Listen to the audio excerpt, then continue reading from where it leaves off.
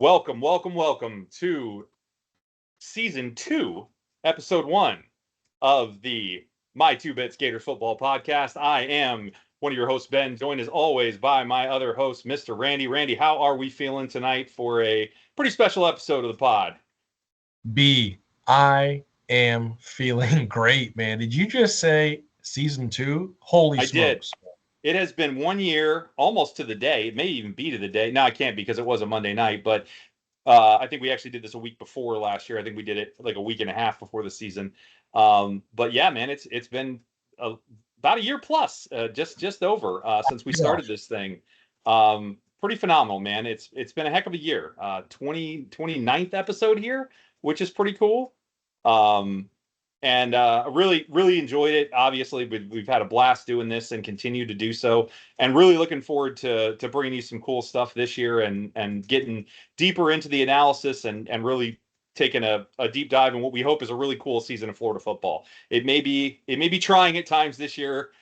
With many of the things that we've discussed, it could be a difficult year in some ways, but I think it's going to be hopefully a rewarding year as well. And something obviously we're definitely both looking forward to bringing you um, some feedback and analysis on, which is what we try to do here. To that end, we will start as always this 2024 season preview episode with our mission, our vision, and our agenda. Our mission is always to provide factual analysis of all things Florida Gator football. Our vision is to have unfiltered conversation around the product on the field, as well as recruiting and overall coaching decisions. Our analysis will be based on review of film, and while we will express opinion, that opinion should always be based in some form of fact. We will also have evaluation of strategy and tactics and observation of player personnel decisions and on-field execution.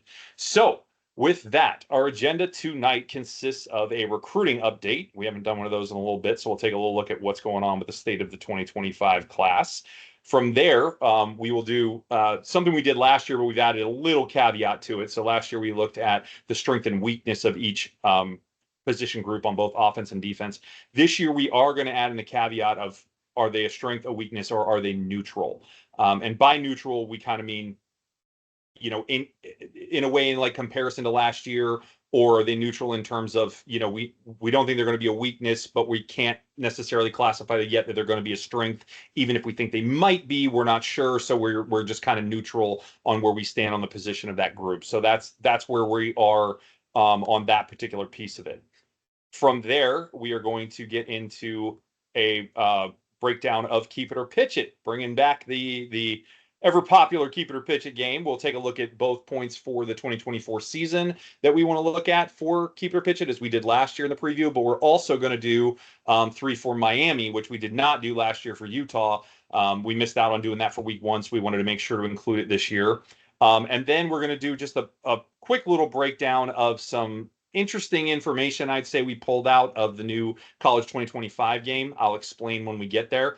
But just some things that I was able to kind of pull out from some sims that I ran, and I'll break all that down when we go from there. So last but not least, we'll do a season prediction, of course, by game, where we think the this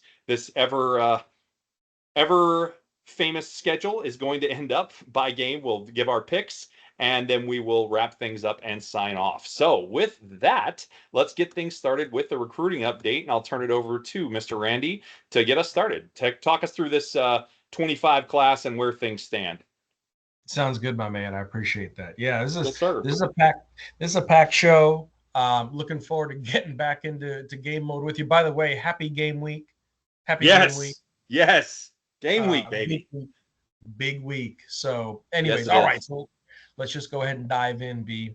2025 Florida Gators. What do we got going on as far as the commit side goes? Let's kind of go over some of the basics of it. Right now, we are ranked number 19th nationally, 10th in the SEC. Overall class score about 88.94.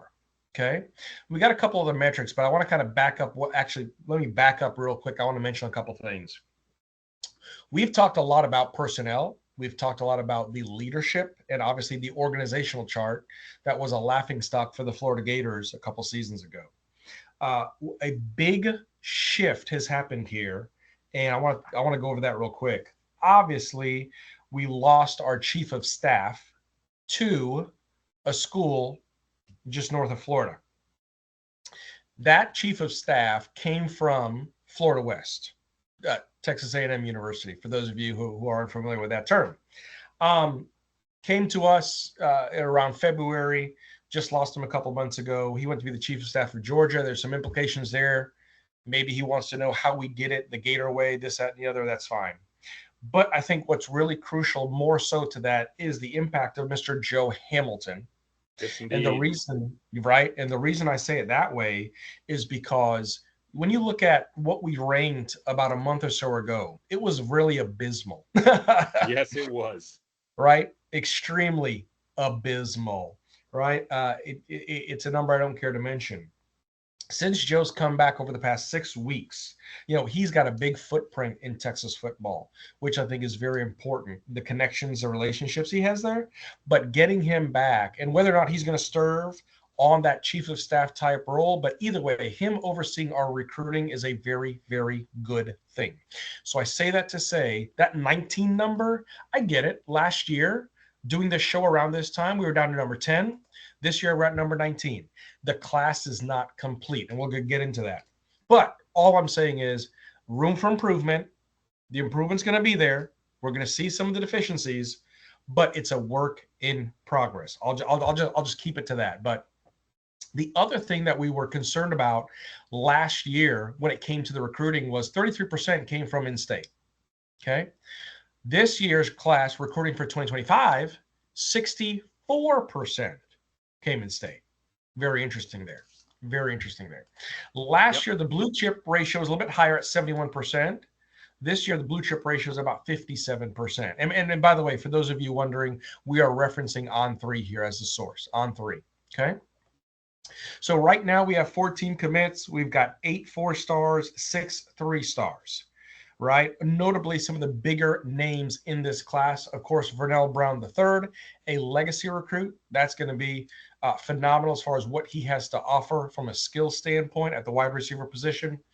A couple of other notable names. Jalen Wiggins, we talked about him before, out of Jay Rickards up there in Tallahassee. Ben Hanks Jr. out of Booker T. Washington, Miami, Florida, as a cornerback. Again, 4-star. Joshua Moore out of Pembroke Pines, a big one. This one was most recent. Nashawn Montgomery, wide receiver, coming out of West Palm Beach there in Miami Central. Waltez Clark, we've mentioned him a time or 2 or 10 before, out of Plant, Florida, Tampa, running back, another 4-star. Tashawn Gesley, Riverside of Jacksonville, right, scoring very high, just under 90. We've talked about Jeremiah McLeod, defensive line. So when you look at players like that, we've got a lot of making up to do, but either way, really high to start with for only a class of 4. Because when you look at other schools, they've got 22 commit, 26 commit, 28 commit, 31 commit. We're at 14 commit, nationally ranked 19th, SEC ranked 10th. A lot of work to do, but great while we are. The other thing to note is the main deficiency I see out of this, out of everything else that we've got going on right now, nothing much by way of the offensive line. So, yeah, that's a concerning one for sure. Right. So if that's to come, it hopefully should come sooner than later. I know we went portal shopping. We did some great additions, but at the end of the day, like we talked about before, SEC football is won and lost in the trenches. So we got to make sure we are protecting the future, Mr. Lagway, making sure we have the proper support around him. So that's what I've got as far as my state of recruiting in 2025. What do you got to fill in, B? Man, fantastic start there. Really good points. I have a lot of them myself of the same. I won't belabor the issue by going over them all again, but I do want to highlight on a couple of things that you did say and just kind of further them a little bit. One is the 64% of the class from Florida, and maybe more importantly, a bunch of South Florida kids there.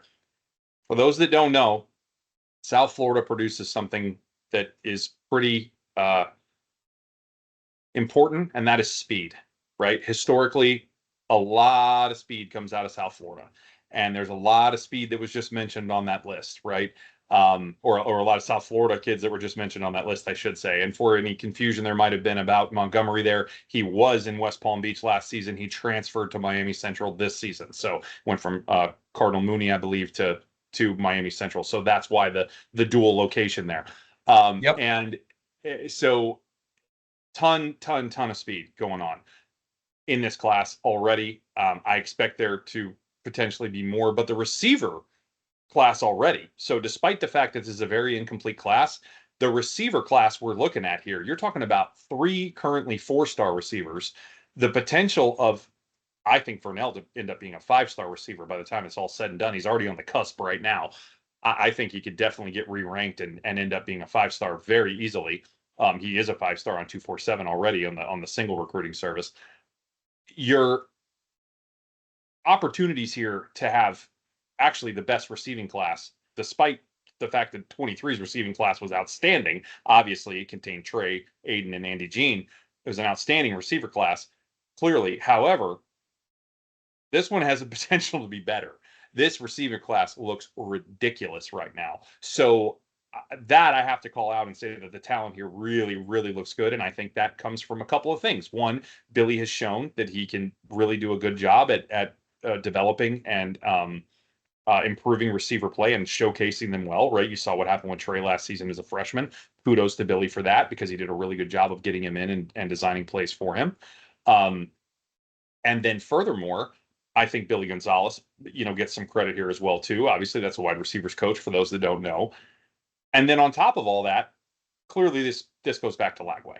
There's no question about it. These guys want to come in and play, with Lagway throwing over the ball. So that's what a lot of this goes back to, and where a lot of this comes from, I'm sure. It's been said by them. So I think that's a really important point to make as well here. The other piece I would say here is for those of you who might be asking, well, why do we only have 14 commits? And why do other schools have 28 and 31 or 25 or 22 or whatever? The answer, I would say, and for the record, we had like 18 or 19 at this point last year as well. What I would say is that we called this. We talked about this 2 or 3 months ago on a pod. I don't remember which episode, but we definitely talked about it. And what we were discussing is the kids are going to wait this year for our team. They're going to wait and see what happens on the field, because whether it's right or wrong, and you can go back to the Napier pod on how hot the seat really is, the perception is that the seat is hot, right? And so kids want to see, okay, is he still going to be here? And what does this team look like? And have they grown? And have they developed? And have they gotten better, right? And what does that mean to them is, are they going to win games, right? And certainly, are they going to win the games they're supposed to win anyway, right? And I think that does matter. So we definitely discussed this and have talked about it and pretty much called this out, that we saw this coming. But to Randy's very good point, it was worse than that a month ago. It was not good a month ago. And thank goodness we got Joe Hamilton back, because this guy is a monster. I mean, he is an absolute beast when it comes to recruiting. I mean, wow. The turn that this class has taken since then. I mean, I think we've landed like 3 4-stars and a 5-star since he came back. Like, it's ridiculous. And counting Vernell as a 5-star again. On the composite, he's a 4, but on 247, like I said, he's a 5, and so I'll give him the higher ranking and benefit of the doubt that he's probably going to rise on the other services as time goes along. So I mean, ridiculous. Like, the turnaround has just been remarkable, and the amount of movement up the ranks to now be inside the top 20 versus again where we were, that we just won't even get into. It was ugly. So again, I think that's just really important. So normally here at this point, we would discuss the needs of the class, but again, it's so incomplete at this point. We're just not even going to go there. We're not even going to get into it, because aside, as Randy said, from offensive line, which is definitely a concern and clearly an overwhelming need at this point, there's just too much to list, right? Aside from, it doesn't need any more receivers, probably. We'll tell you we're good at receiver, but aside from that, we need a lot. Happy with the running back get. I like Waltez. I think he looks good. And maybe we could use one more probably, but we might even have one more actually. I can't remember if there might be a 3-star in there at running back, but I think maybe one more there would be good. But I mean, there's so much that is needed. Like, it can't even get into it at this point. So we're just going to leave it alone for now. We'll touch on it again as the season goes along, as we start to hopefully get more commits as the season progresses, and maybe even some flips. I'm interested to see if kids start flipping, if Florida does start looking, call it, better than advertised. How about that? So with that, let's move on and get into the strength, weakness, or neutral of each position group on the team and evaluating that. So starting off, as we do on offense, with the QB room. Always a fun one. We spent a lot of time talking about this. I think everybody knows most of the players here. Obviously, the ones that matter the most are going to be Mertz and Lagway, of course. As we have discussed at length in the last pod, Mertz back for his second season. Very excited to see this and what he can bring in his second year in the system. Actually getting more excited, I think, by the day to see this. I'm really looking forward to this. It's really interesting, and I'm not going to spend a ton of time, as much as I want to spend a ton of time, talking about a certain game that may have happened over the weekend. But, as much as DJU did not live up to the hype, if you will, or maybe he did live up to the hype, depending on how you want to look at it. What I saw there more than anything was a quarterback who didn't know the system yet, right? He had to have a lot of safe underneath throws because he wasn't able to go through a bunch of progressions, read the schemes, know the whole route tree, right? He wasn't there yet. He did have one really good drive later in the game. That's true. But when you look at that game, if you watch that game, and I'm referring to the Florida State game for those who are not aware, it was evident to me, very evident to me, just looking at his play alone. And there's lots of other factors you could look at that game. We could break that whole thing down. We're not going to. But fun as that would be. But when you look at that game, you saw that he just was not yet at all comfortable in that system. You could see it back there. He was just not comfortable. Mertz is going to be comfortable. And that is huge. He is going to have such an understanding and a feel for where everybody is on the field. Plus, he's got maybe the ultimate security blanket this year in DK coming into play with him, because he's got so much comfortability with him at receiver. I mean, I'm excited to see what that's capable of. Factor in how or where or why, maybe not why, how or where we're going to use Lagway. I think the why may be obvious. Sorry. But and this could really become a fun room to watch go to work this season. I do think the most important thing that we have to watch for when both of these guys are on the field, but certainly Mertz, is execution. Execution at a high level is what we need to be looking for the most, right? And then when it comes to Lagway, I just want to see how many packages does he have, right? How many times does he get run out there, and how effective are those when we see them? And do they disrupt Mertz, right? There's a lot of talk about, does it mess with Mertz? Again, Trask got really messed with him when he came in. We know this, right? We've seen this on film. I don't think this is going to disrupt Mertz the same way. Because I don't think it's like a kind of a threat to him the same way that maybe Emory was to Trask. I don't think it's like that at all. Clearly, I know it's not like that. So I don't think I think it'll be more of a, a lot of people have talked about a Tebow Leak situation where Mertz just knows it's just to come in and get him some game time, and then Mertz can come right back in and fall back into his reps. That's what I suspect. I don't suspect a problem with rhythm or flow. I don't see that. Maybe I'll be wrong, but I don't anticipate that being an issue. So evaluating this, strength, weakness, or neutral, clearly a strength, right? It ended up being a strength last year when we were kind of unsure about it going in.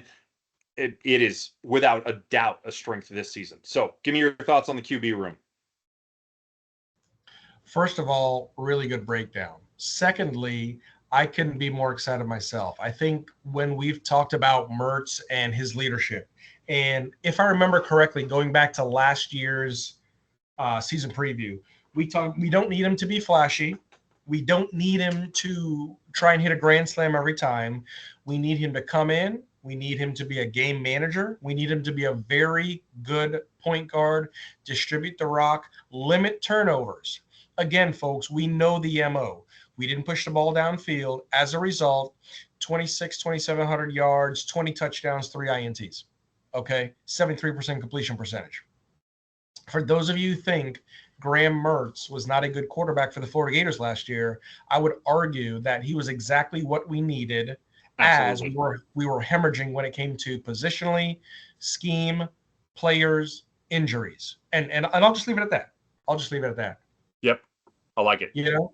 Yeah. So outside of that, really excited to see what's going to come in. Again, folks, hearsay. Ben and I like to work off of material fact and analysis, but maybe DJ comes in and DJ's got 4 to 5 packaged sets. Maybe he's working with Russ on a couple things. Russ Callaway just got promoted 4 months ago, co-offensive coordinator, whatever that means. Because again, the role was never really clearly defined.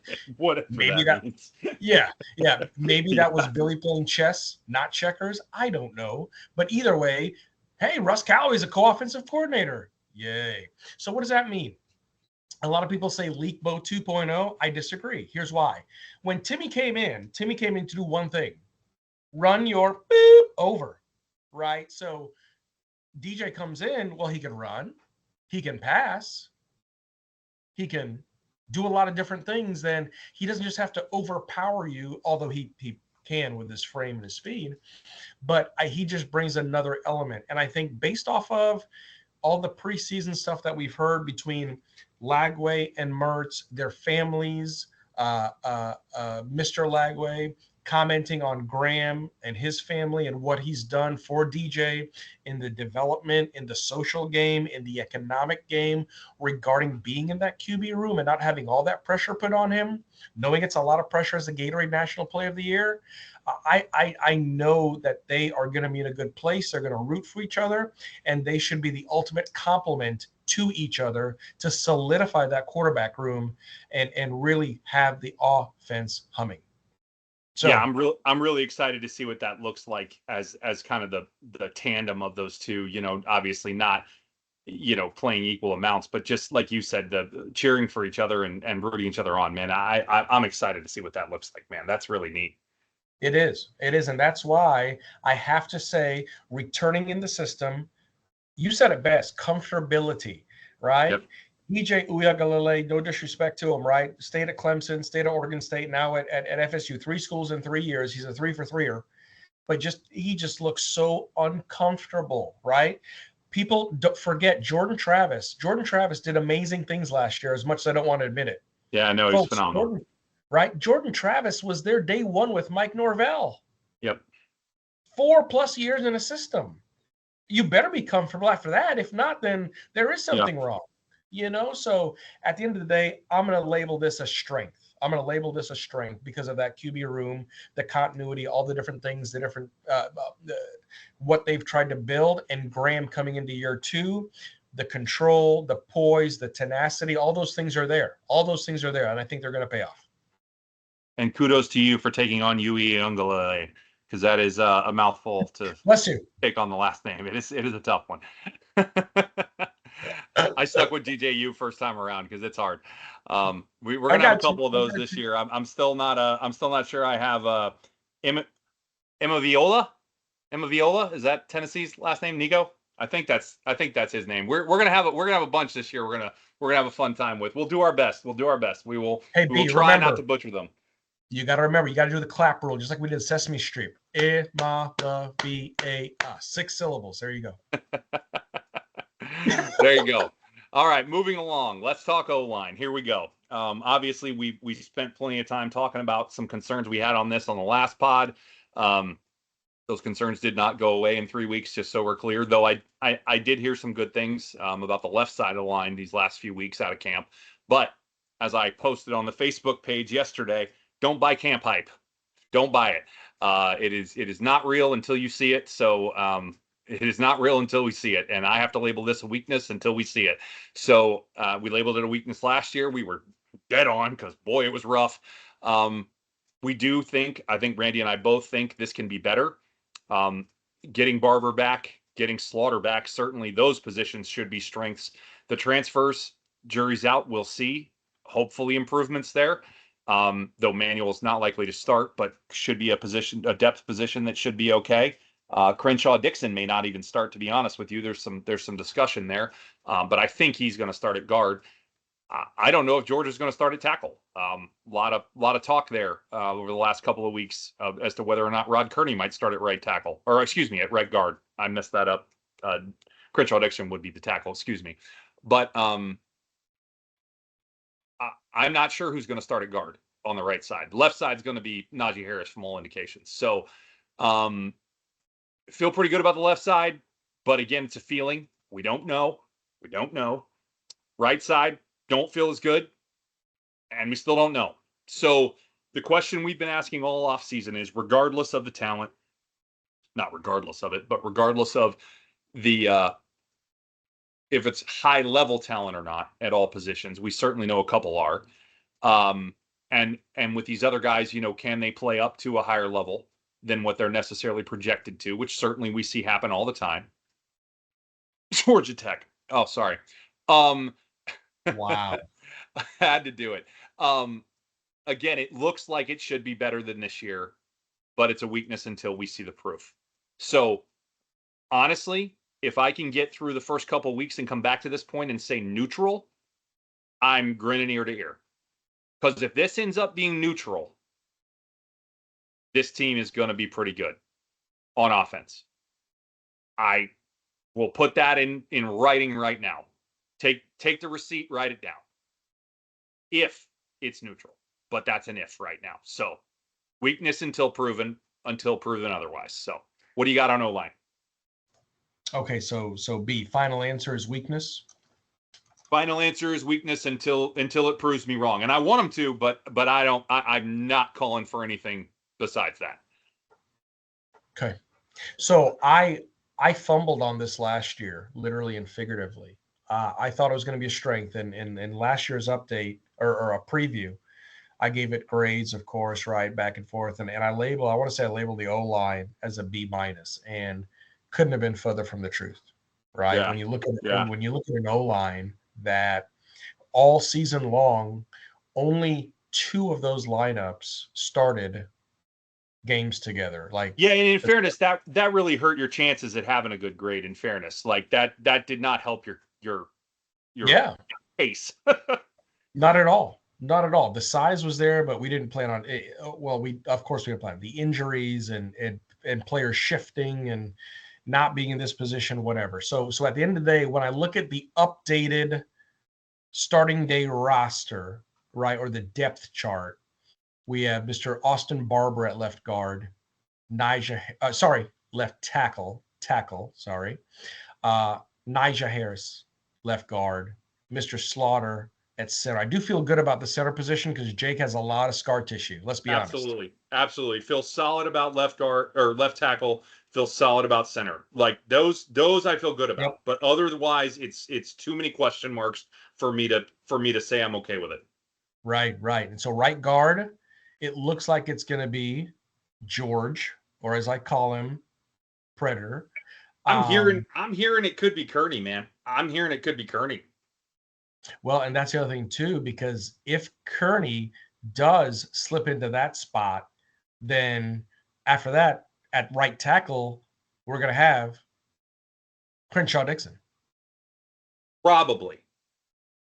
So I don't see how else you would shift that outside of Waits or Waits is the option. It's potentially Waits and Kearney. Oh, it's just as starters for the record. Those guys are still going to play there. They just may not start.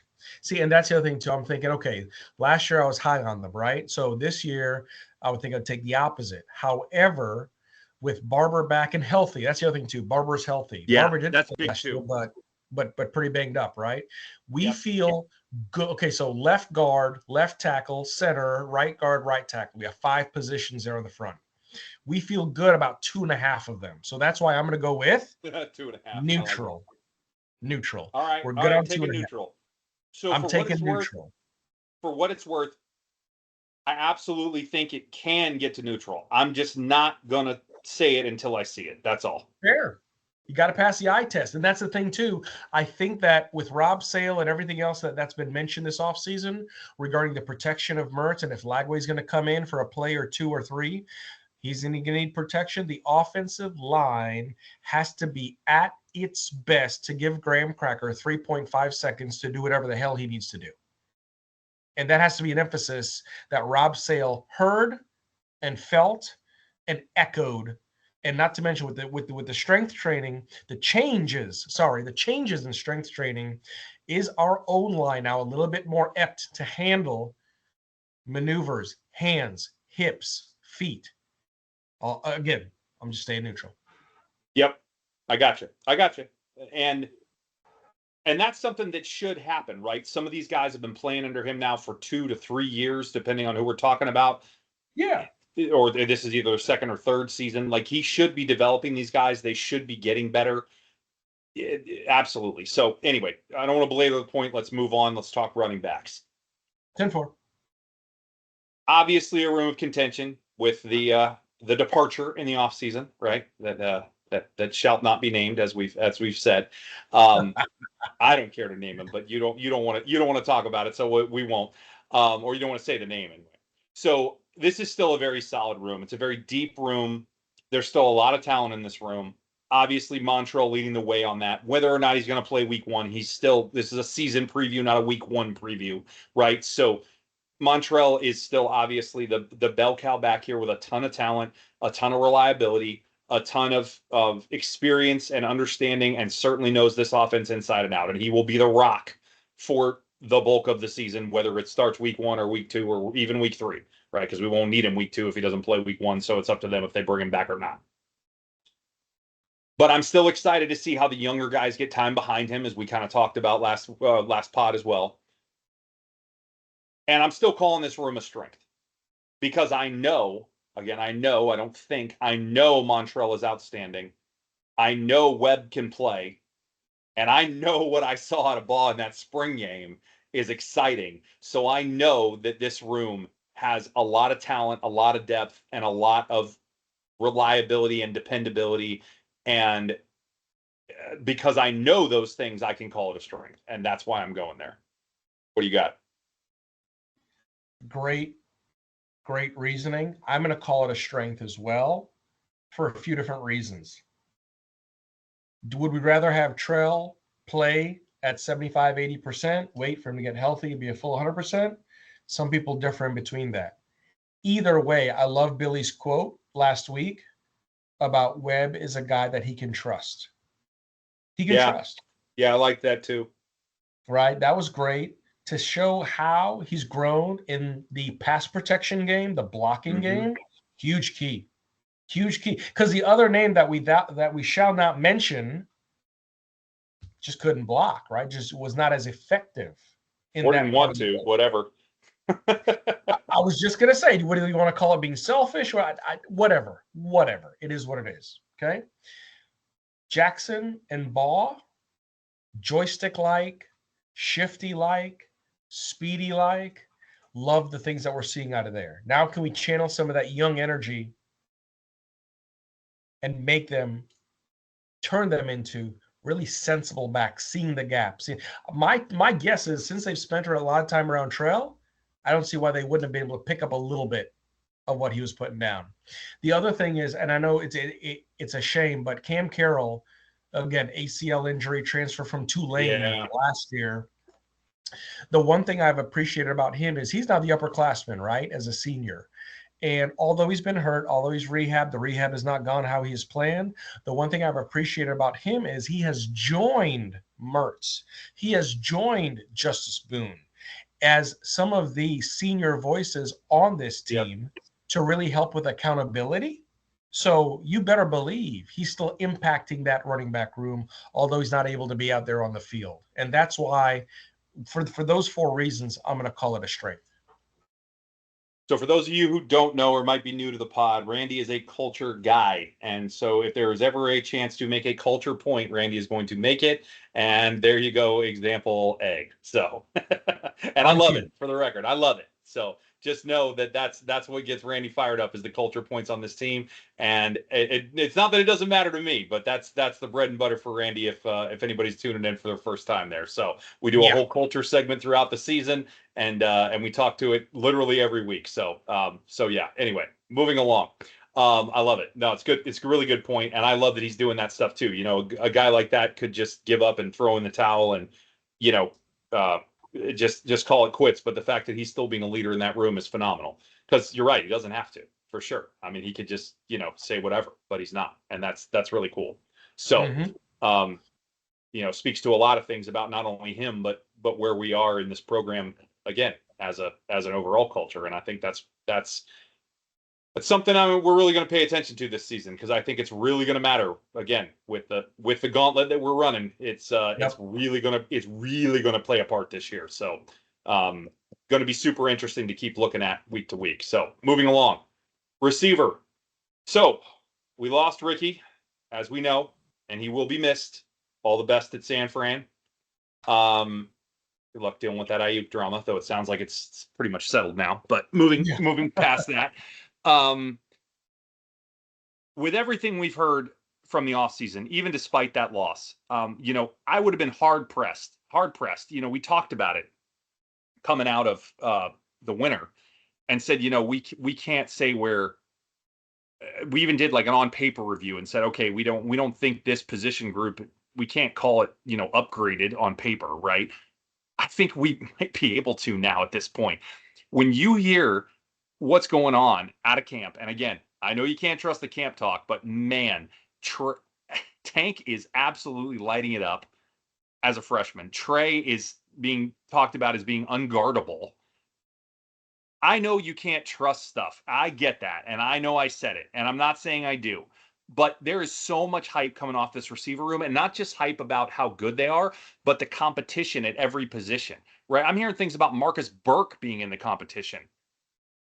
Really? Like, KD is fighting, or not KD, sorry, K-Jack is fighting for playing time. K-Jack being Khalil Jackson. Sorry, I'm using abbreviations here. He's fighting for playing time and may actually get the starting nod despite the transfer in of Elijah Badger, who is an outstanding receiver who I think eventually will be the starter, but he may not be week one.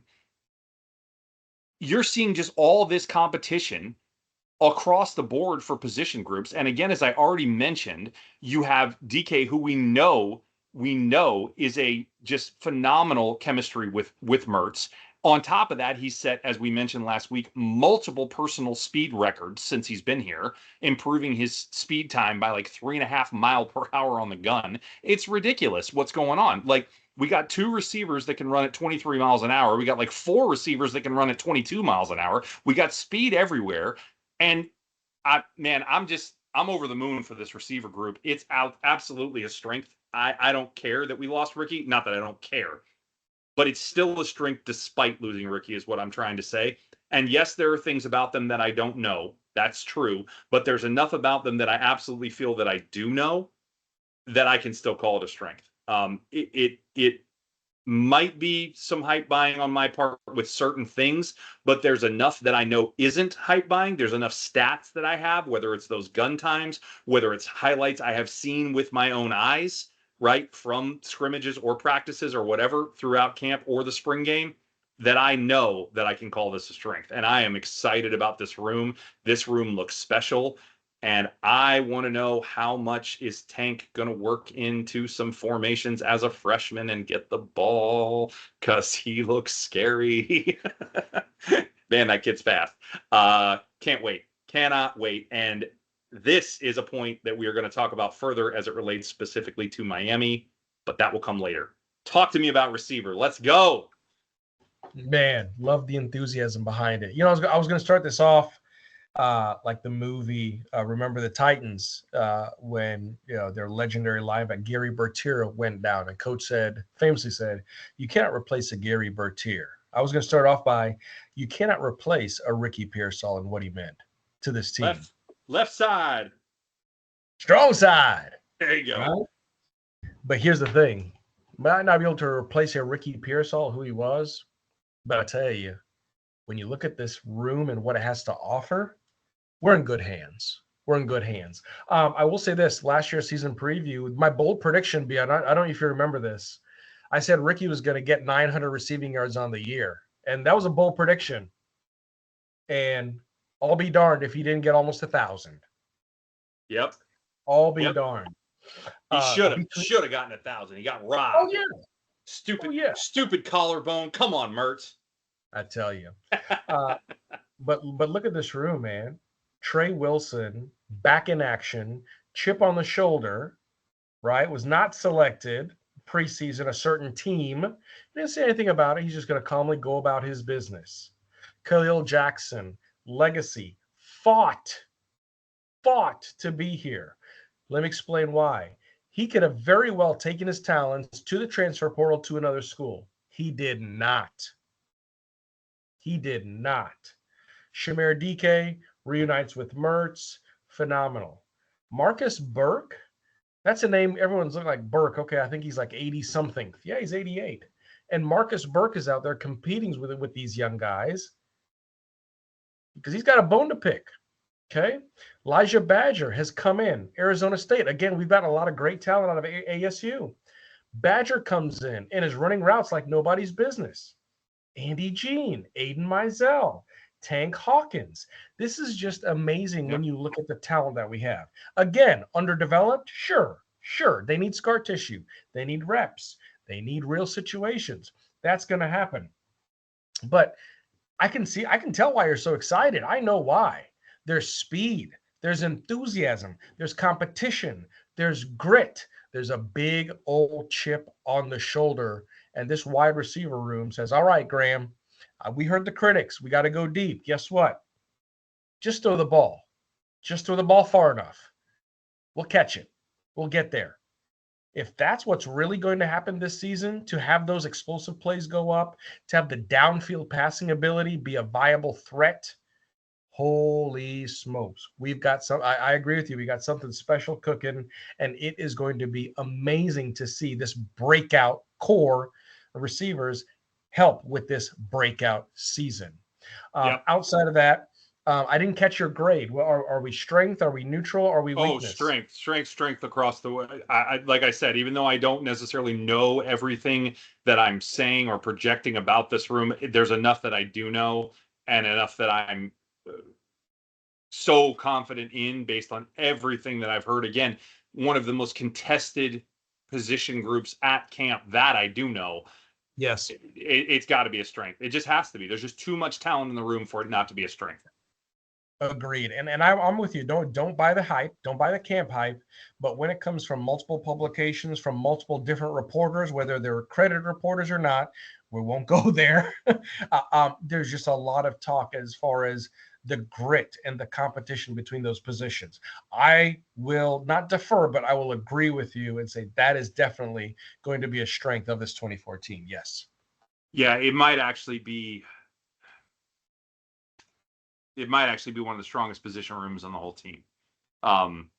Quarterback's up there, obviously, but this receiver room is stacked. It is stacked. And you mentioned Mizell, and I didn't.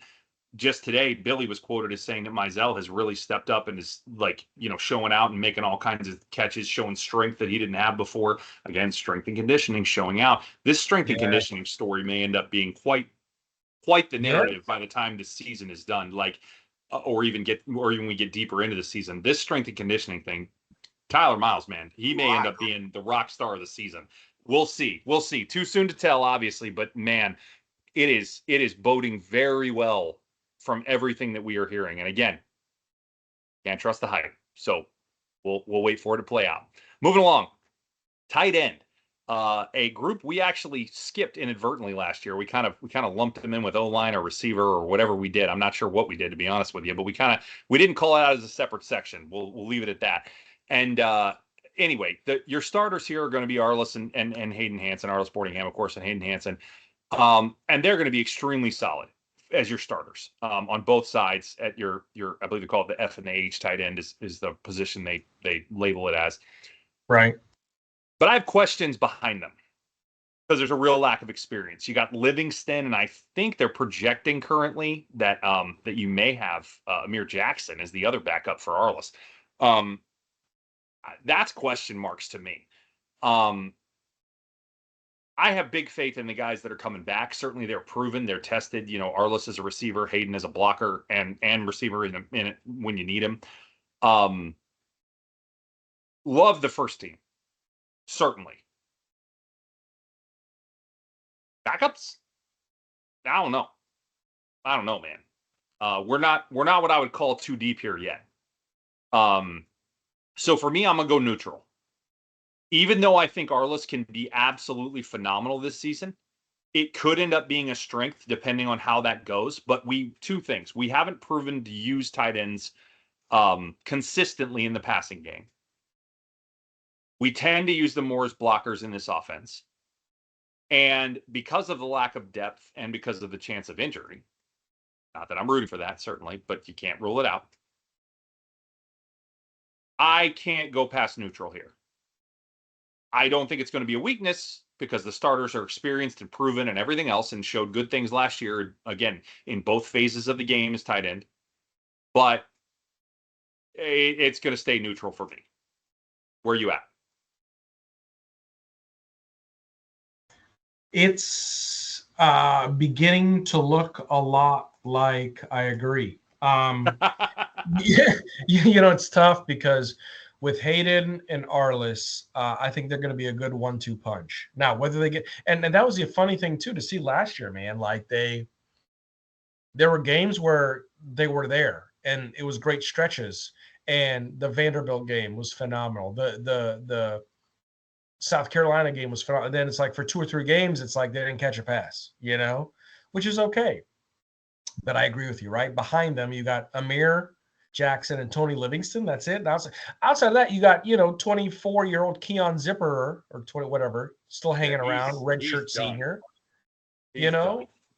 But that's the thing. Like outside of that, you've got Caleb Rios, right? Transfer, whatever, and then Gavin Hill, redshirt freshman. Yep. That's not going to cut it. So Hayden and Arliss have to stay healthy. They have to be active, and they're going to take on a lot of the load. Now, it's really good that we did hear out of camp that Arliss has gotten much better at blocking. Hayden has embraced blocking. That's great to hear.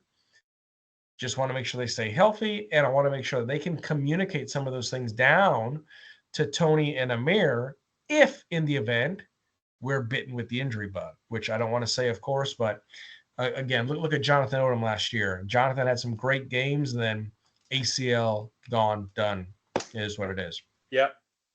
Jonathan was a big frame, big weapon, good hands, throw it high point it, all that good stuff. So Hayden and Arliss have a lot of work cut out for them this year. I was vacillating on this between weakness and neutral, and I really can't call it a weakness because I almost feel like we're in a semi-similar position. Let's say the blocking gets 10 to 20% better. I'm going to say neutral as well. All right, fair enough. All right, let's move it along. Let's go to defense. Start us off. Talk to me about D-line. Holy smokes. What else do we want to mention about D-line other than it's been a long time coming, right? Yes, sir. So let's take a look at a couple of things that we've got here. Happy to see what Cam Jackson is going to bring to that line. Happy to see what Caleb Banks is going to bring to that line. Happy to see the overall combination of that with Sapp. And here's the other thing too that I'm most excited for, probably out of anything else. And I know this is just me, but Justice Boone. Great story. Yeah, I know. Great opportunity. I know how pumped you are about Justice, man. I hope he brings it the way you want him to, man. I really do, because I know how psyched you are to see him play this year. I am. I really am. And again, we've got some great pieces coming back in Cam and Sapp and Bangs and Big Dez. If the strength and conditioning program really has done what it's supposed to do, could you imagine Dez a little faster and a little lighter? I mean, he already clogs up some room, so that's going to be what's going to be. But this room here specifically, we know the issues that we had last year, notably pressure, creating pressure on the quarterback, creating that O-line to go, oh, crap, creating those opportunities for our defense to get at the quarterback. This team here, I feel like in my heart of hearts is going to have a much better opportunity to do that this year. Cam's got some scar tissue. Sapp's got some scar tissue. Banks got some scar tissue. Dez has some scar tissue. Okay. Justice definitely has scar tissue. And I think it's one of those things where he is just waiting to unleash what he's been pent up for the past couple of years, right? We'll see how Joey Slackman comes into the fold. We'll see how James comes into the fold. We'll see if Mackay and LJ, Mackay Burrow, LJ McCray, we'll see how they come into flush. True freshmen. Okay. But either way, there's some depth there. There's some great ability to pick off a couple different players. Because if I'm thinking they're going to be in a high energy situation, there's going to be a lot of subbing. We're going to want fresh bodies. So on that basis, we have the depth, we have the scar tissue. B, I'm gonna kind of take a phrase from you that you said you haven't seen it yet. Because everything else says, okay, this is going to be good, this is going to be good, this is going to be good, this is going to be okay, great. But at the end of it, we just haven't seen what it's going to be. So on that basis, I'm going to rate D-line, because I was very high on them last year. I'm going to rate my D-line as a neutral. Wow. No I'm strength or shocked. weakness.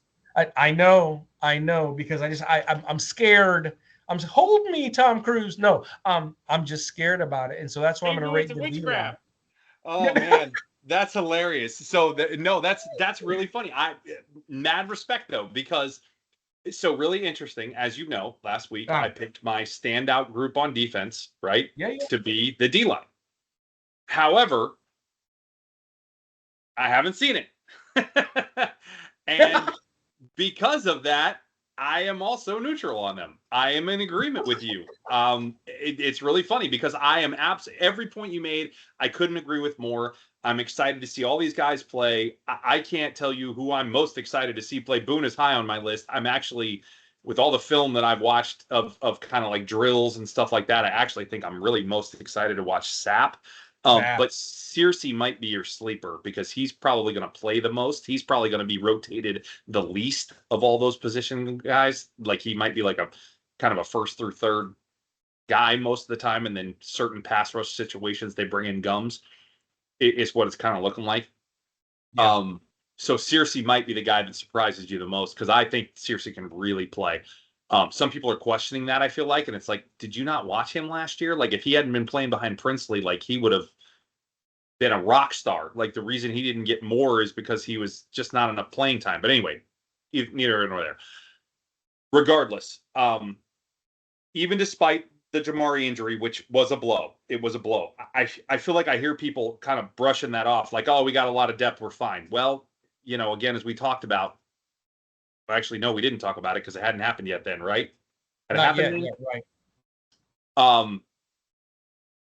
That one hurt. That one hurt. And the reason that it hurt is because we can't just afford to lose nose tackle. That's the one position where we weren't as deep. And we're going to have to like flip some things around and make some things work and get a little creative there. I'm not saying we can't do it and we can't adapt and there isn't any depth there, but like that injury was more of a blow there than I would like to say I'm comfortable with. But nonetheless, I still think we have plenty of talent. I do think we have plenty of depth at the other positions, certainly at the F there, where Sapp and Boone and friggin' McCray and like everybody on the team is playing. It's ridiculous. Yeah. So I think you can get creative there. I think you can move some guys around, maybe flip them to the other side if you need to. But I'll call something out here. And it's another Florida State reference, but bear with me. Patrick Payton did not look like the Patrick Payton I saw last year. Oh, wow. Without Jared Verse across from him. And what did we talk about last year? That Princely was not the same player. And it's not about Princely and it's not about Patrick Payton for the record. It's about having two guys on each side of the line complementing one another and both being able to rush so that you can't just double team one of them and not worry about the other half of the line. And that's what we were missing last year. And if we have that along with some push up the middle sometimes from Slackman or Jackson or Banks or all of the above, not going to be all of the above because they're not all three going to play at the same time, but you get my point. Yeah. Now everything changes. Because now you can't just go double team the one guy who can get all the pass rush or chip block him or put the running back on that side or whatever, right? Now you have to account for both. And that's what made Florida State so gross last year on the D line.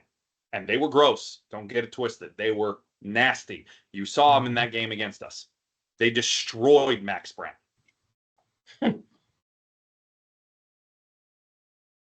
It's very difficult when both of your edge rushers are good. We did not have that last year. If we have it this year, this will be a strength.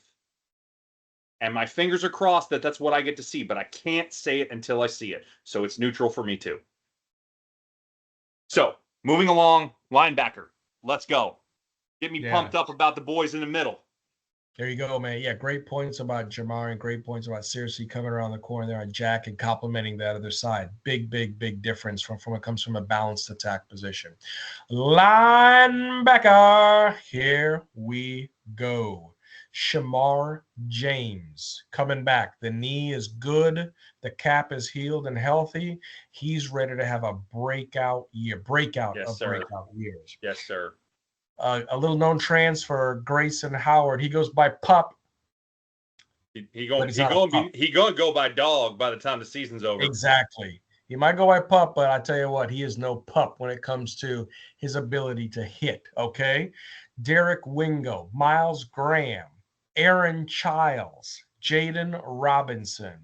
This is a squad. And I'm telling you right now, compared to last year, this is going to be my big pick as far as seeing, because again, I know I'm excited to see Justice Boone play, sealing off that edge, attacking. But I'm telling you what, this linebacker position has me hyped to do some hitting, to do some awesome tackling. Because let's face it, with Will Harris coming in, tackling should be vastly improved compared to what it was. So I would say that the linebacker room this fall 2024 is not a weakness, is not a neutral. It is a strength. It is a strength. I'm with you. Yeah. Yeah, man. We're lining up on a lot of these. I'm a little surprised, but we're mostly in sync on. I shouldn't be surprised we're in sync. We tend to do that. And by the way, we didn't mention this. We make all these notes, make all these points. For those of you who might be listening for the first time, we do not discuss any of this prior to this show. Oh yeah. These points are not discussed prior. We have an agenda that we set up with each other, but we do not discuss our talking points. I don't know what Randy's picking for these. He doesn't know what I'm picking for these. We find out live as we record. We do not know prior. So just so you know, this is not scripted in terms of anything other than the agenda. And we just go at it and talk about it as we go down and record this thing. So I didn't know he was going to call this a strength. I am not shocked because I think it is too. But but a lot of this alignment that you're seeing is just based on the evaluation of stuff that we're seeing, and it doesn't surprise me that we align on a lot of these things because I think a lot of these things are pretty clear. And this one's definitely clear to me. This might be the biggest swing from last year or from year to year of any position group that I think I see on this team. Huge gains from recruiting, from player development, and from the portal. I mean, it's across the board. We go from what was a clear weakness last year, aside from James, obviously, but he was like the only bright spot in a sea of darkness. Good Lord, to what I am confident will be a strength this year for sure. Pup and James are going to be the starters, and they are, by all indication anyway, and they are going to be absolutely excellent from everything that we have seen. Pup is huge. He is 6'4", but he can move. He can tackle. Fun little stat for you that I dropped a couple pods back when we were highlighting him. He had 0 missed tackles last year. Now, he didn't get a ton of snaps at South Carolina as a freshman, but when he did not miss a tackle. So, fun stat there. And I'm with you on James having a breakout year this year. He is going to be, he was good last year before he got hurt. He's going to be better this year. And I think he's going to stay healthy. So I am really excited to see them, but we also have solid depth behind. We have situational guys that can come in. I'm hearing phenomenal things actually about Jaden Robinson in camp. We know Wingo can come in situationally for run packages and blitz packages, and you know he will do that well. Just don't ask him to cover anybody. Love the guy, but please don't ask him to cover. And then the freshman. Oh my, the freshman. Childs, who's being described as an alien, coming in and doing 315-pound deadlifts that James is in there doing. He's like, oh, let me try that, and rocking it out. It's ridiculous. And then Miles Graham, of course, who is just looking absolutely outstanding out there as well. We have talent, we have depth, and we have a strength at linebacker. And man, it has been a minute since we could say that with confidence, and I say it with a lot of confidence. This is one of the stronger, I can't call it the strongest, but it's one of the stronger rooms of the entire of all the defensive units. And I can say that with confidence. I can't necessarily say it's the strongest, because I think that is going to be the next one we talk about. But it is up there, and that is phenomenal to be able to say. So strength without question. Really excited to see these guys play, and I think this is a huge difference maker in where we are as a defense, and in where we are in some of the metrics that we're gonna be able to talk to and see. So moving along, let's talk corner. What do we got? Oh baby, the corner position. I tell you what, this is another position that we're excited for a couple of reasons. When you look at a Devin Moore coming back, Jason Marshall, which we've had our qualms with Jason Marshall, but I am really, really excited to see what he's going to be able to bring this year, what he's going to be able to do, the leadership role, the maturity, everything. Because if those of you remember, he is one of the remaining, I want to say 7 or 8 left over from Mullen. Yeah. And it's a little more than that, but not many. I think it's actually like 12 or 13, but still. Okay. And this was someone who never really played up to that 5-star when he was first recruited. But I tell you what, we saw a change in him mid last season, and he's poised to have a breakout year. So really excited to see him play for sure. Jakeem Jackson. Okay. Dejon Johnson. That's going to be phenomenal as far as what they're going to be able to back up that room with. And that's the other thing too. When you've got some other people coming down the pipeline, as far as you want to call it corner side, switch over some a little bit safety, but you've got a lot of other people there in the mix. You've got Castells, who's going to start, Asa Turner. You got a couple different backups there in Bridges, Douglas, Thornton. Here's another room that I think is going to be vastly improved compared to last year. Vastly improved. The talent is there, and especially not to mention with getting someone like a Turner and a Douglas, or a Turner and a Bridges in the portal, absolutely huge. And the other thing that Turner's going to play safety, and Bridges could play corner or safety, but Turner I think is pretty much exclusively going to play safety, right? Sure, he'll go. Bridges could go back and forth, right? But that's the other thing, man. I don't. Well, you know what? They did say. I'm sorry to cut you off, but they did say that Turner could play some star, I guess. So that is possible. I retract. Correct. You're right. He could play some star. I don't think he's gonna though. I don't think he's gonna need to, because I think Sharif and Gates are gonna handle that. But that's the other thing too. Look at right now, as far as Sharif's going to be there. Aaron's going to back him up. Then you have Josiah Davis. Basically, people, if it's not clear to you, last year we had how many freshmen start a game, B? I think it ended up being like 8 by the end of the season. It was 7 or 8 that started, and like 14 that played at one point or another. 14 or 15. It was ridiculous, the number that played. Correct. Freshman with a freshman-ish DC in AA. Okay. Look at, especially in the corner position and the safety position, but look at this. Look at the depth that we have. We've got a couple of players that can go both ways. Either way, extremely excited to see what this group is going to do to give a lot of balance to the back end of the field. So we need explosive plays, but at the same time, they are also going to be able to limit those explosive plays. I mean, good luck trying to throw on Marshall and Moore right now. Weight stands. Yeah, Okay. no, I agree. I agree. And that's my one point is Moore has to stay healthy, um, Oh which yeah.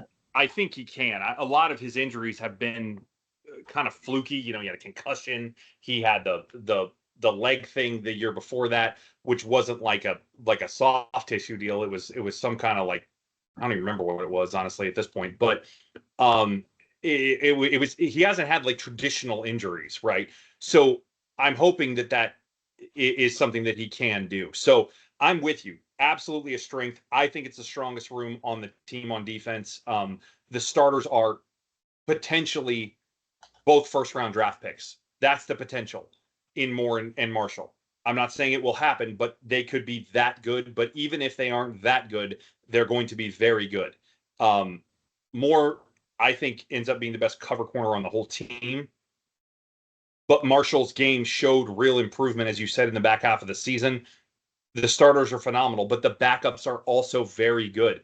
Deshaun Yeah. Johnson was a top 100 corner and has showed that he can play in coverage so far in the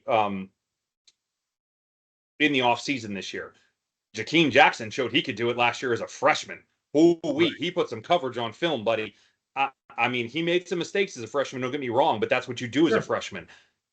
He has shown he can cover, though. So the backups are there as well. Then you talk about, again, Douglas and Bridges can potentially come down and play these spots if they need to as well, though they're Yeah. probably going to be used more at safety. And then you go to Star, and again, we're covered up at nickel with Sharif probably as the starter, but Yes. Gates is fighting him tooth and nail for it. And we saw Sharif play in the spring game, and he looked amazing. So if Aaron Gates is fighting him tooth and nail, oh, buddy, then they're both really good. So I am very pleased with all the positions at corner there.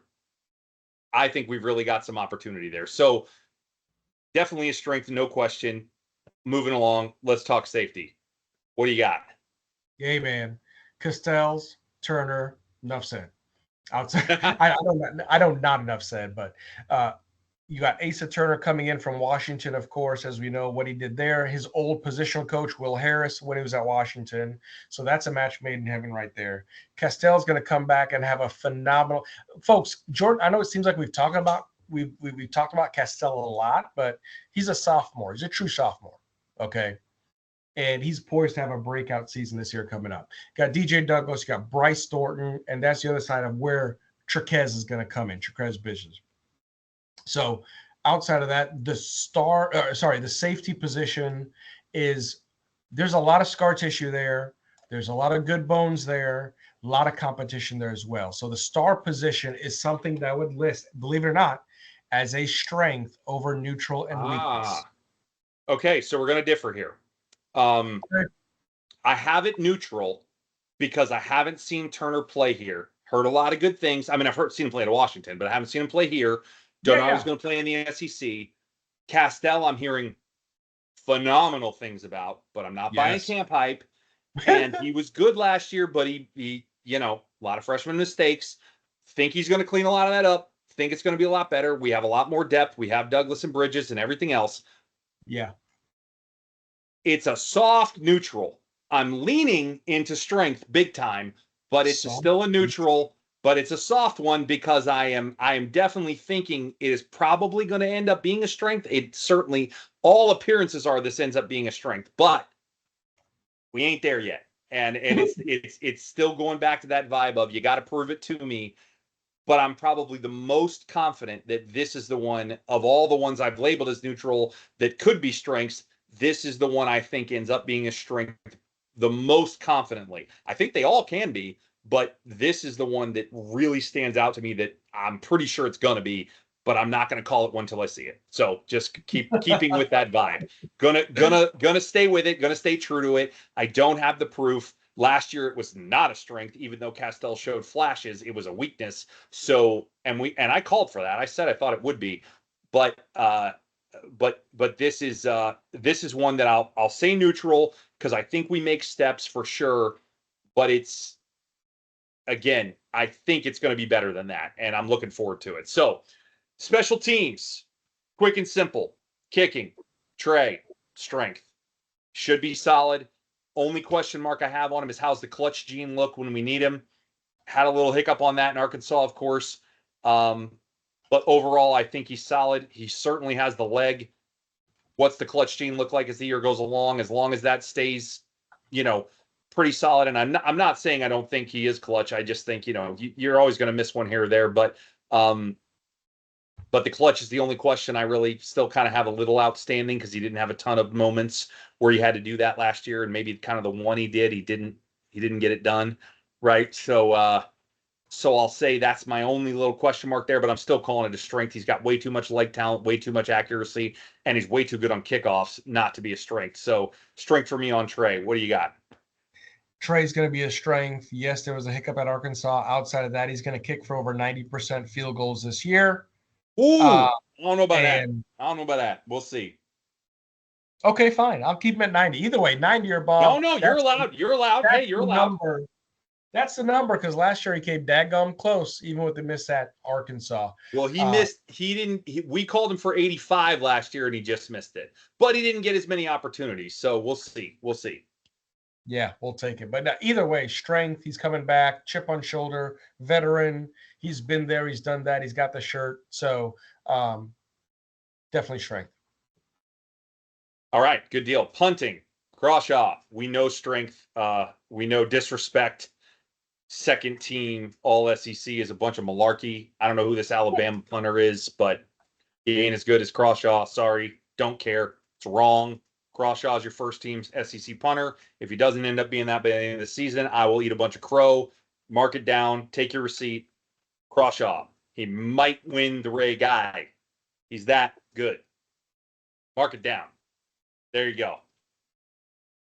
I dig it. I'm not sure, I first of all, strength, 100% agree with you. The second thing, though, I'm not sure, especially from a recruiting standpoint, as far as who we have coming in. There's one in the class. We have a punter in the class. He's rated as a 3-star, but according to the kicking guys, he's one of like 19 or 22 or however many number there are. He's a 5-star by the kicking services on the punter. He's like the 19th best punter in the country or something. I get it, right? Out of Maine, it's freaking cold up there, right? If I had my druthers, I'd go back to down under. I'd go back to Australia, get another kicker from there. But it's all good. Still a strength. Crawshaw's the man. Keep the mustache, and we're gonna he's gonna pin a lot of teams deep this year. Have them work from the back end of the field. Yeah, that stash game is nasty. And here's another thought for you. With all this receiver speed, right? How many of these guys are going to be on special teams? And when Crawshaw kicks one deep and would typically outkick his coverage, how many of these guys are going to be gunning down the field? And these returners are going to think they have a lane, and then all of a sudden they don't. Watch out for that. Watch out for that. I am excited to watch that happen. Okay, moving along. Returners. Speaking of special teams, returners. We'll get to a keep it or pitch it point on this in just a moment, but could be a huge strength this year. Now, I got to tell you, we saw an article a while back talking about some numbers on Tank. I'm not going to get into all that right now, but I'm hearing all kinds of things about returners. And I don't know if it's just Billy playing games because he doesn't want to give away who's really going to return stuff or whatever. And I don't know who's going to return it, to be honest with you. But I am so hopeful that Tank gets a role in the return game. I don't care if it's kick returns, punt returns, somewhere. Get this kid the ball in space on a return. Because, man, I want to see it. He is dynamic, and his numbers, again, there is documentable research. I won't get into the details, but there are comparables to Tyreek Hill, and I'll leave it at that. And if you got comparables to the cheetah, you can move. So I want to see it. And we saw already in the spring game that he can also cut. So if you can move like that and you can cut, hello, show me a return. So could be a huge strength, but I don't know how it's going to play out. The talent available at multiple different guys. It's not even just Tank. Abrams. We didn't even talk about Abrams in the receiver room, by the way. we left him out because there's another receiver who is true freshman who can play. It's off the charts. Mizell, maybe. I don't know if he's got the cutting ability. He's got the speed, but I don't know if he has a cutting ability. Trey. Yeah. I don't know if I want to see Trey back there because of risk of injury, but no. But man, he's dynamic. I don't know.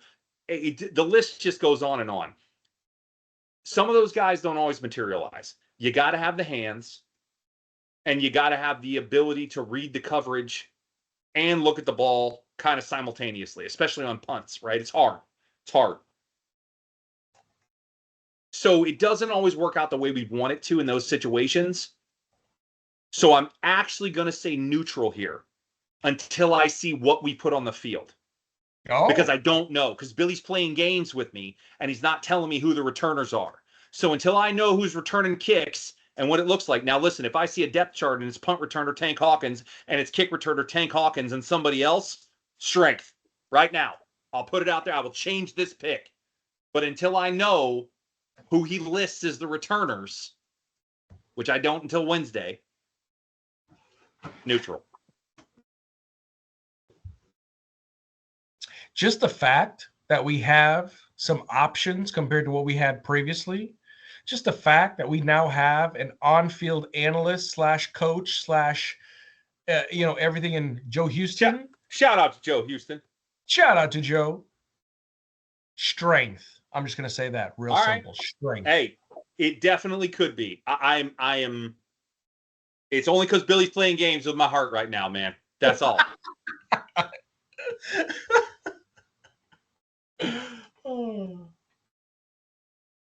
No, fair enough. I like strength. I do. And I really think it could be. I'm only staying neutral, but just because I don't know who the heck's going to return kicks. He's telling me they got 5 guys that can do it. Well, tell me which one's doing it then. But anyway, All right, let's move on. Keep it or pitch it time. Let's do it. 2024 season. 2024 season. Keep it or pitch it. And we'll start off in the same theme that we just left on. Number 1. And it's been a minute, and I don't know. We should have done research on when the last time we actually had one of these, because I don't think it goes all the way back to Brandon James, but it friggin' might. No, I'm sure it doesn't. I think Antonio Callaway took one to the house, honestly, but I'm going off memory there, so don't quote me on it. So the Gators will have a kick or punt return for a touchdown this season. Keep it or pitch it. Go. I am going to keep it. I love it. I'm with you. I'm keeping it. I think we get one. I think at some point Tank is returning kicks or touchdowns, and I think he's the one to do it. I'm going to even tell you who I think does it. I could be wrong. Could be Abrams. Could be Trey. Could be a plethora. Could be KD Daniels back there taking a kick return to the house. Man, that kid can fly too. So I don't even know. But there's so many options here. Again, there's so much speed on the field. So much speed, so much agility, so many quicks out there. I would be shocked if we do not find a way to get the ball in the right hands to do this. I'd be very surprised. And again, we have a very good special teams coordinator now who's going to be able to coach on the field. So I got faith. I think we're going to do it. I think we take one back. So I'm with you. Keep it. Okay. I'll make notes of this as we go. Yeah, either way. Because we got to document this for later to check back on us. Okay. All right. Number 2. What do we got? Talk to me about number 2. Go. The Gators defense will have over 29.5 team sacks this season. All right. For those of you who do not know, we had 22 last year. And the way we're coming up with this number, it's not arbitrary. We looked back at multiple different seasons. The team sack number from past seasons is harder to find than you might think, by the way. Spent a lot of time researching this. We found multiple different seasons, multiple different numbers. It's very hard to find what the highest number ever is, though. That was extremely hard to find. I'm still not sure I know it, so I'm not going to quote it. However, 29.5 is the number. So in other words, 30, we hit it. 29, we don't, obviously. I'm keeping it. I think we get to 30 this year.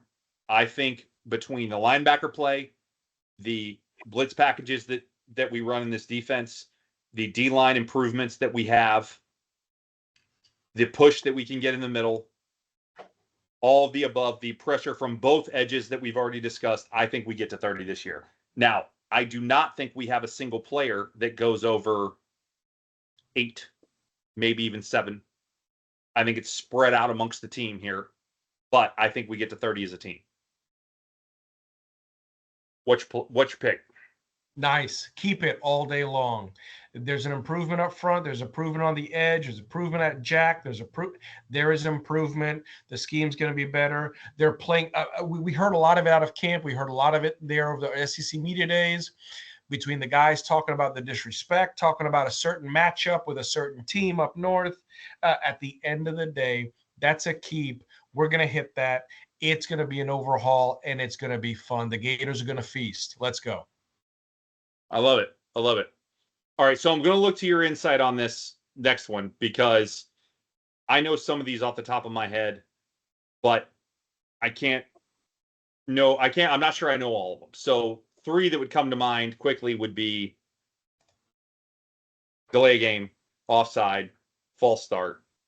Yeah. But is like an eligible receiver downfield qualify in this mix?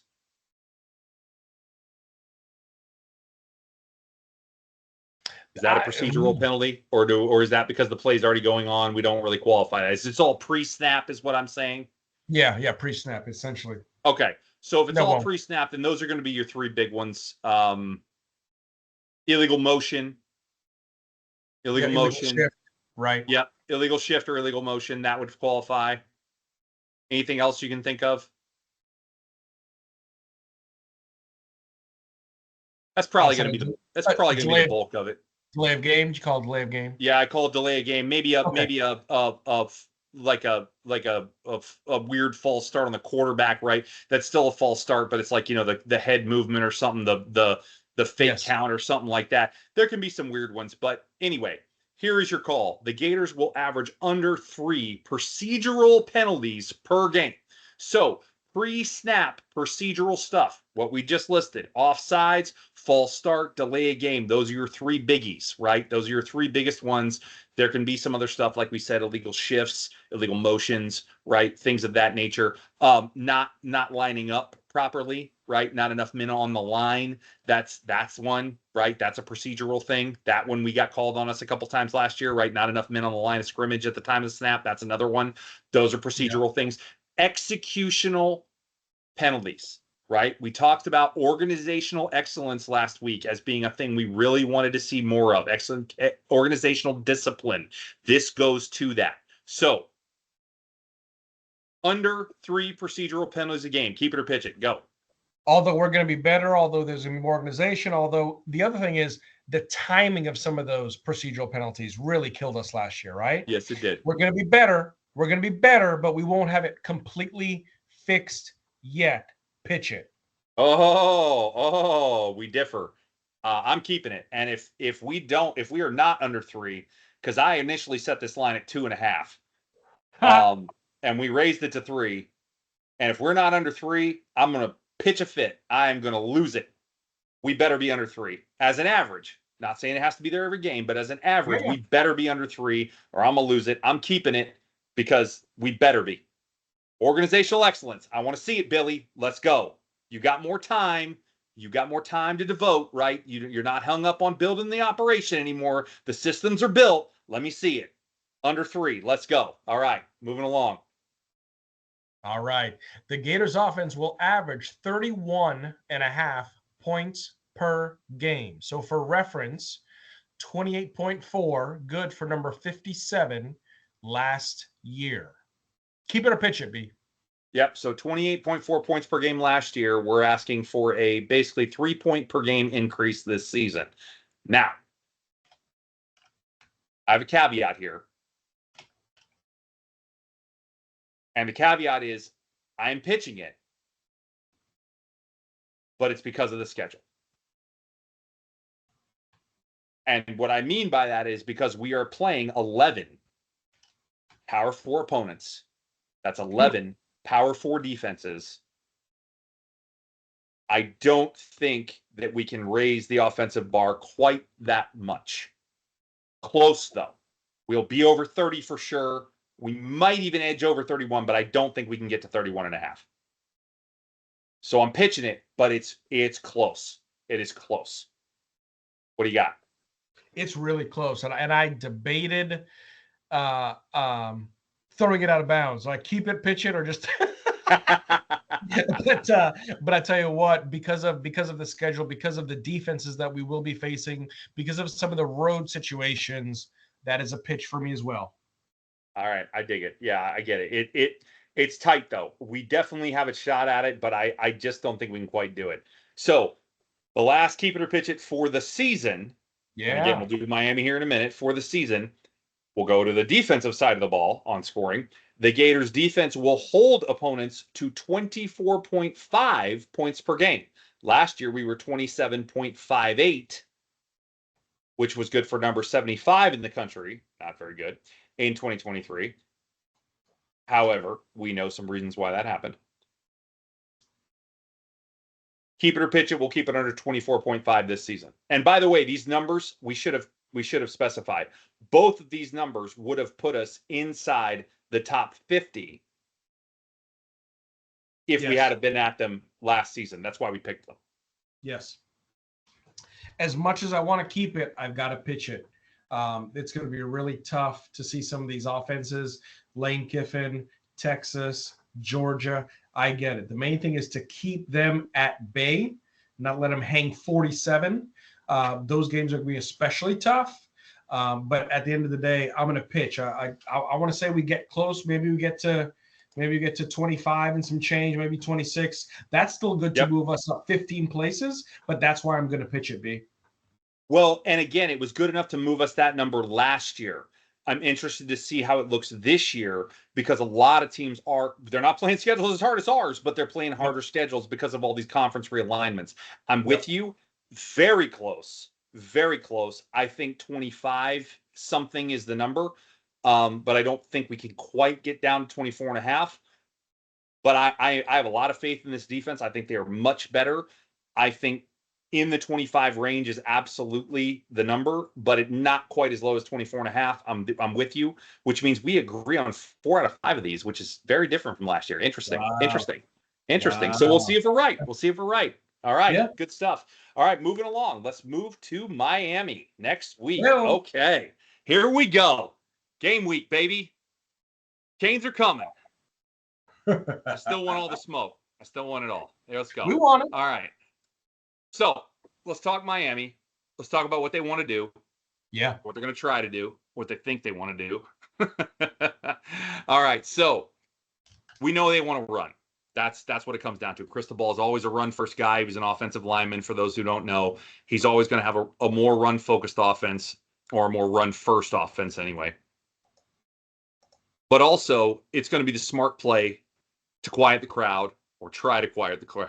I don't know how quiet that crowd's getting on Saturday, man. We're going to be fired up in there. And control the clock, right? It's going to be the smart play, is to try to run the ball wherever you can, right? To that end, Miami ranked 44th in rushing offense last season at 173 yards per game. It's pretty good. Pretty good number.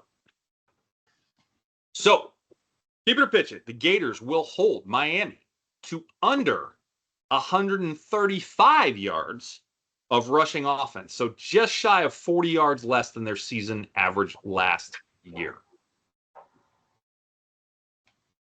What do you got? Survey says, as much as I want to keep it, I'm going to pitch it. Here's why. First thing is, because of that hostile environment that is the swamp. I get it. They play in Coral Gables. They play down south as well. But Coral Gables has a slight breeze. This is the swamp. Cam Ward, first SEC road game. He might be a little shook. Cristobal is going to want to put together a particular game plan for him. It's going to involve a lot of rushing. I still believe we can hold him under $150. I don't think we can hold him under $135. That's the reason for the pitch. I am literally exactly aligned with you. That's amazing. Oh, wow. Dead on. Pitch it, but super close. I think 150 is your number, maybe even 145. It is razor thin, Okay. but I don't think we keep it under 135 for a team with backs that, again, strong offensive line here. Yeah. Though the middle of the offensive line is a little bit of a question mark, but the outside is very strong. But big backs that have tended to give us a little more problems. I do think we tackle better. I think Asa Turner is a huge factor in the run game here. I think your linebackers are a huge factor in the run game here, and I think we definitely contain the run, but I do not think we can stop it to the degree of 135. I think Yes. they just announced that their second back or whatever their alternate back or whatever is going to play. Looks like he's recovered from the Liz Frank. I don't like 135 enough to say I'm going to keep it, but it is close. Love it. Love the call. Right there with you. Good deal. Good deal. Awesome. All right. Next one. Let's talk about passing yards, right? Yes, let's. Yes, let's. So, for those of you who don't know, Miami's biggest defensive liability was their secondary, outside of their coaching decisions within 1 minute. Yeah, that might really be their biggest liability, but good call. Oh man, Miami fans hate me. It's okay. Florida averaged 259.6 yards per game passing last season. Miami allowed 216 yards per game passing. Okay. Here's the keep it or pitch it. Florida will pass for over 290 yards this Saturday in the Swamp. B, keep it or pitch it. So I believe that we are going to beat Miami this Saturday. I'm going to give you one of my picks, my first pick right now. Hey. If we are going to beat Miami this Saturday, we have to make this stat come true. Keep it. Oh, baby. Wow. What? That's all I have to say is wow. And also, I'm keeping it as well. Wow. Love it. Wow. Yes, sir. Yes, sir. This is go, absolutely, without question, this is the number one mismatch, I think, on the entire field, is our receivers versus their secondary. I don't think there's a bigger mismatch in talent on the field, period. I really don't. Now, Reuben Bain versus Crenshaw Dixon, possibly. That one player. But if you're talking position group versus position, I'm sorry to say it, but he's nasty, and I'm not sure Crenshaw Dixon can keep up. But you can double team and you can do things. You can chip block, right? There's things you can do to offset that. However, position group to position group, I don't think there's a bigger mismatch on the field than our receivers to their secondary. If we don't take advantage of that, shame on us, and we maybe don't deserve to win. But I think we will enough that we will get over this number and we will win the game. I dig it, man. I dig it. All right, last one for Miami. The Gators held opponents to, believe it or not, this stat may shock you, 35.6% conversion on third down last season. What? Wait, what? That's pretty good. That's actually very good. Who knew that number was there? But it's true. I can document it for you. 35.6% conversion on third down last season, despite our struggles with the big plays, because that was really where the issue was last year. Most of our defensive numbers are actually really good last season, except for explosives. It's crazy. It's remarkable. Yards per play, because of explosives. So yards per play is contributed to by explosives, right? It was explosives that killed this defense last year. Almost every other metric besides yards per play, because of explosives, again, is really good on defense, and this is another one that's pretty damn good. So, once again, 35.6 was the number last year, but Miami converted 41.4% of the time on third down. So, the Gators will hold the Canes to under 37% conversion on third down in the Swamp on Saturday. Keep it or pitch it. Big road. I mentioned earlier, big road game, a lot of noise, new quarterback. Cristobal can't coach. They're gonna have a ground game. Our linebackers, our defensive core is improved. I'm gonna keep it. So it was close for me, but I'm pitching it. Okay. But Oh, I mean, okay. razor thin, razor thin.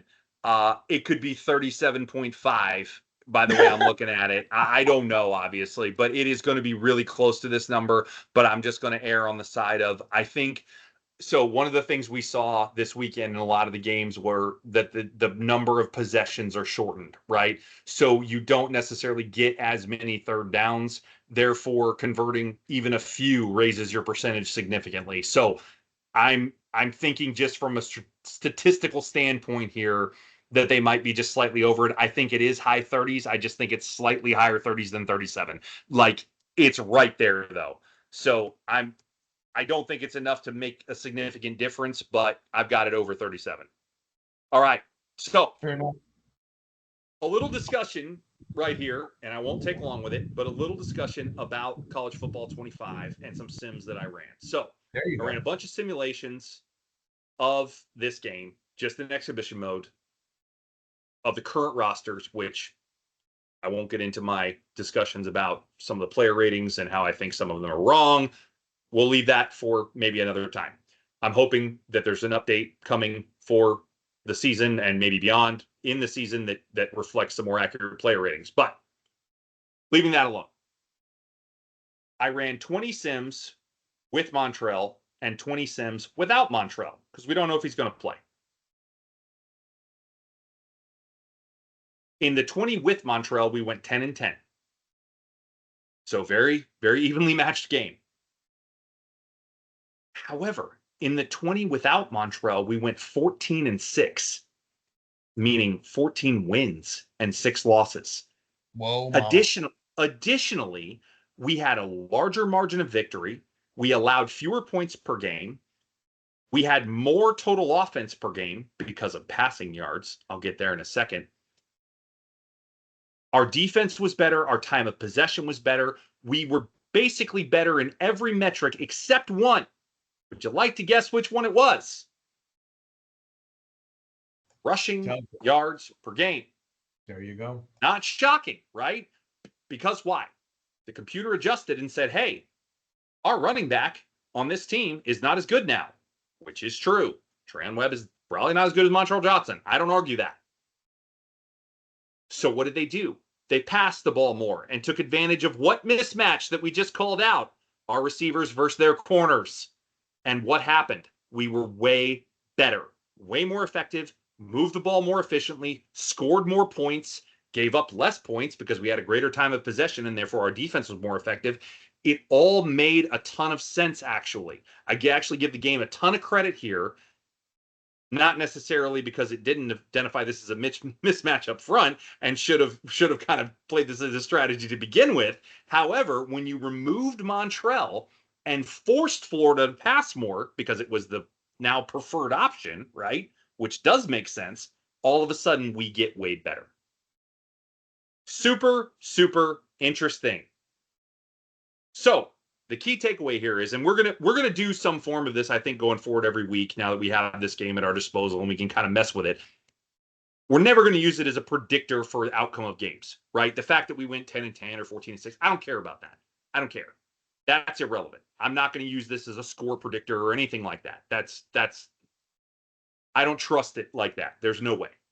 However, what I did find super interesting here is that it found that when you passed more against Miami, you did better. And that does make a ton of sense based on what we've identified as a key matchup deficiency in this game. So it goes back to the point that I made earlier when we were talking about keep it or pitch it. We have got to take advantage of those matchups. I think we will. I think Napier is a good enough coach to identify those things and find areas of opportunity. For those that don't know, interestingly enough, we actually passed the ball at a higher percentage than we ran last season, despite Napier's want to lean into the run more. So I would call for that to happen again in this game, certainly. And I think we have a really good shot at it. Any thoughts on that from you? First of all, super interesting. Secondly, love the analytics. Third, makes a lot of sense. If Trell's not healthy, we're not going to rely on the run game as much. No disrespect to our backs. No disrespect to Webb. No disrespect to Ball. Get it. I understand the game plan's got to shift. But again, when you look at strategy here, and obviously Miami's biggest deficiency, yeah, throw the rock, expose it, right? 100%. I mean, again, it So, should be this strategy regardless, whether he yeah, plays or doesn't. This is what we need to do. very telling. Very telling. Yeah, for sure. I thought it was super cool. And these are the kind of things that I want to be able to find and kind of pull out of each week's matchup. So again, what are we going to find with Samford next week? I don't know. Can't tell you what we're going to produce there. Maybe there'll be something, I don't know, but maybe there's some kind of nugget I can pull out of there. But it's not going to be how many points did we win by, right? Right. And frankly, I can't even line up Samford because they don't have FCS opponents on there. They only have like generic teams, so I'll have to kind of be messing around with that anyway. So anyway, that one may not prove to be as interesting as these did. But anyway, moving along. Last but not least, 2024 season predictions. Let's go. Break down the schedule. Start us off. You already know my pick. What's your pick? Miami, week 1. Give it to me. All I'm going to say is the Florida Gators have a home opening win streak at 34 games coming into this Saturday. It will be extended to 35. Florida. My man. I love it. I'm with you. I am still shocked at this line. I cannot believe we are not favored in a home opener, despite that win streak. Against the team that we are not any less talented than on paper, right? The 247 composite just came out for team rankings this week. We were ranked above Miami by 2 spots. I don't get it. So yeah, it's a win for me. I don't see how it's not a win, honestly. And I don't mean that like we can't win the game, but as a pick, the more and more I think about this game, it is just not logical for me not to pick a win here. We certainly can lose. They're pretty evenly matched teams. It could definitely go either way. I'm not saying that. But as a pick, as what makes sense, as the smart money, if you will, it's Florida to win this game. So right there with you. All right, moving on. Samford, week 2. We talked about this when we did the schedule breakdown. Pretty easy call. I'm pretty sure we're going to be in alignment that this is a win. Agreed? Agreed. Win. Yep. Should be fun to see some of the backups get some playing time here. Easy W. Be nice to see Lagway get in probably in the third quarter and get some playing time. So there you go. All right. Florida West. As Randy mentioned, for those who don't know, this is Texas A&M. We call them Florida West because they have like 3 of our players from last year's team, 4 of our coaches. I'm exaggerating, but kind of. They do have Not really. literally 2 coaches and 2 players, at least, maybe 3. I'd have to think about that. Yeah. Definitely 2. They got a bunch of people that were on our team last year in staff and player personnel that decided to transfer out to Texas A&M, so we call them Florida West. So that's the joke if you don't know it, and there you go. So what do you got? Florida West is coming back to the swamp. There's some disrespect there. A couple players. I'm not going to say that. Mike Elko's a good coach. He's not that good of a coach. There's a lot of pressure on him over there. College Station. Gators win. Wow. Okay. So this one was really hard for me. But I have it as a close loss. Wow. Yeah, it's tough for me to do it. I absolutely think we can win this game. But it's a hard thing to start out with as many tough games as we have. Texas A&M is still loaded with talent. They have an absolute ton of talent on this team still. And while Mike Elko may not be the greatest coach, he is still a very organized coach. Though it was interesting to hear about Hamilton saying that the program wasn't necessarily organized. That surprised me. Yes. So that did kind of give me pause here. This one could really go either way, but I have it as a close loss. but it could absolutely go the other way. I'm very up in the air about this game, but I have it picked as a close loss. All right, moving along. At Mississippi State, a game that Randy will be doing a solo on the pod for because I will be out of the country, FYI. I have this as a close win. Not a definitive win, a close win. Even though we are much more talented than Mississippi State, it is a tough place to play. We are not historically good on the road. I hope I am wrong and it is a convincing win, but I do think we get the W here because of the talent gap, because the team plays well, because we have composure with Mertz at quarterback. I think this is a Mertz-led game here. I think this is a kind of upperclassman-led game here. A lot of road leadership by the upperclassmen guys, and they get it done, but close win. Close win. But I got the W. They're going to need a whole lot more cowbell in Starkville to pull this one out. Gators win. All right, fair enough. It's not the B. Well, what do you? I'm just curious. I'm just curious because if I'm honest, I'll go back and say Texas A&M. Although I put it as a win, it's a close win. What's your definition of a close win? Are we talking 3? Are we talking 7? Or is it situational? Is it 5 minutes left to go? One score or less is close. Okay, fair. So one score or less. So seven or 8 or whatever. One possession game or less. One possession win or less. So I guess technically 8, but we'll call it 7 or less. Deal. So Texas A&M is a close win for me then, and then Mississippi State is a close win. Fair enough. Okay, yeah. So I'm with you. I think it's close there because it is a harder road to play on, or harder road environment to play in. But I still think we get the W. All right. For those that don't know, we then have a bye week before UCF. So there will be a bye week after. And then we get UCF at home. What do you got? Yeah. Gus Malzahn, worried about him. Not necessarily worried about KJ because I know KJ lit us up, especially in the fourth quarter last year in overtime for Arkansas. New scheme, new system, new things. They're not going to be able to pull it together in time, and they're not going to be able to defeat us in the swamp. So Gators win. Yeah, I got to win here too. The bye week is key for me here. I think having that bye week for preparation and rest and recovery is crucial. Getting that extra week in here before this game is a huge difference maker. I'm still a little angsty about this game, but having that bye week makes all the difference in the world here.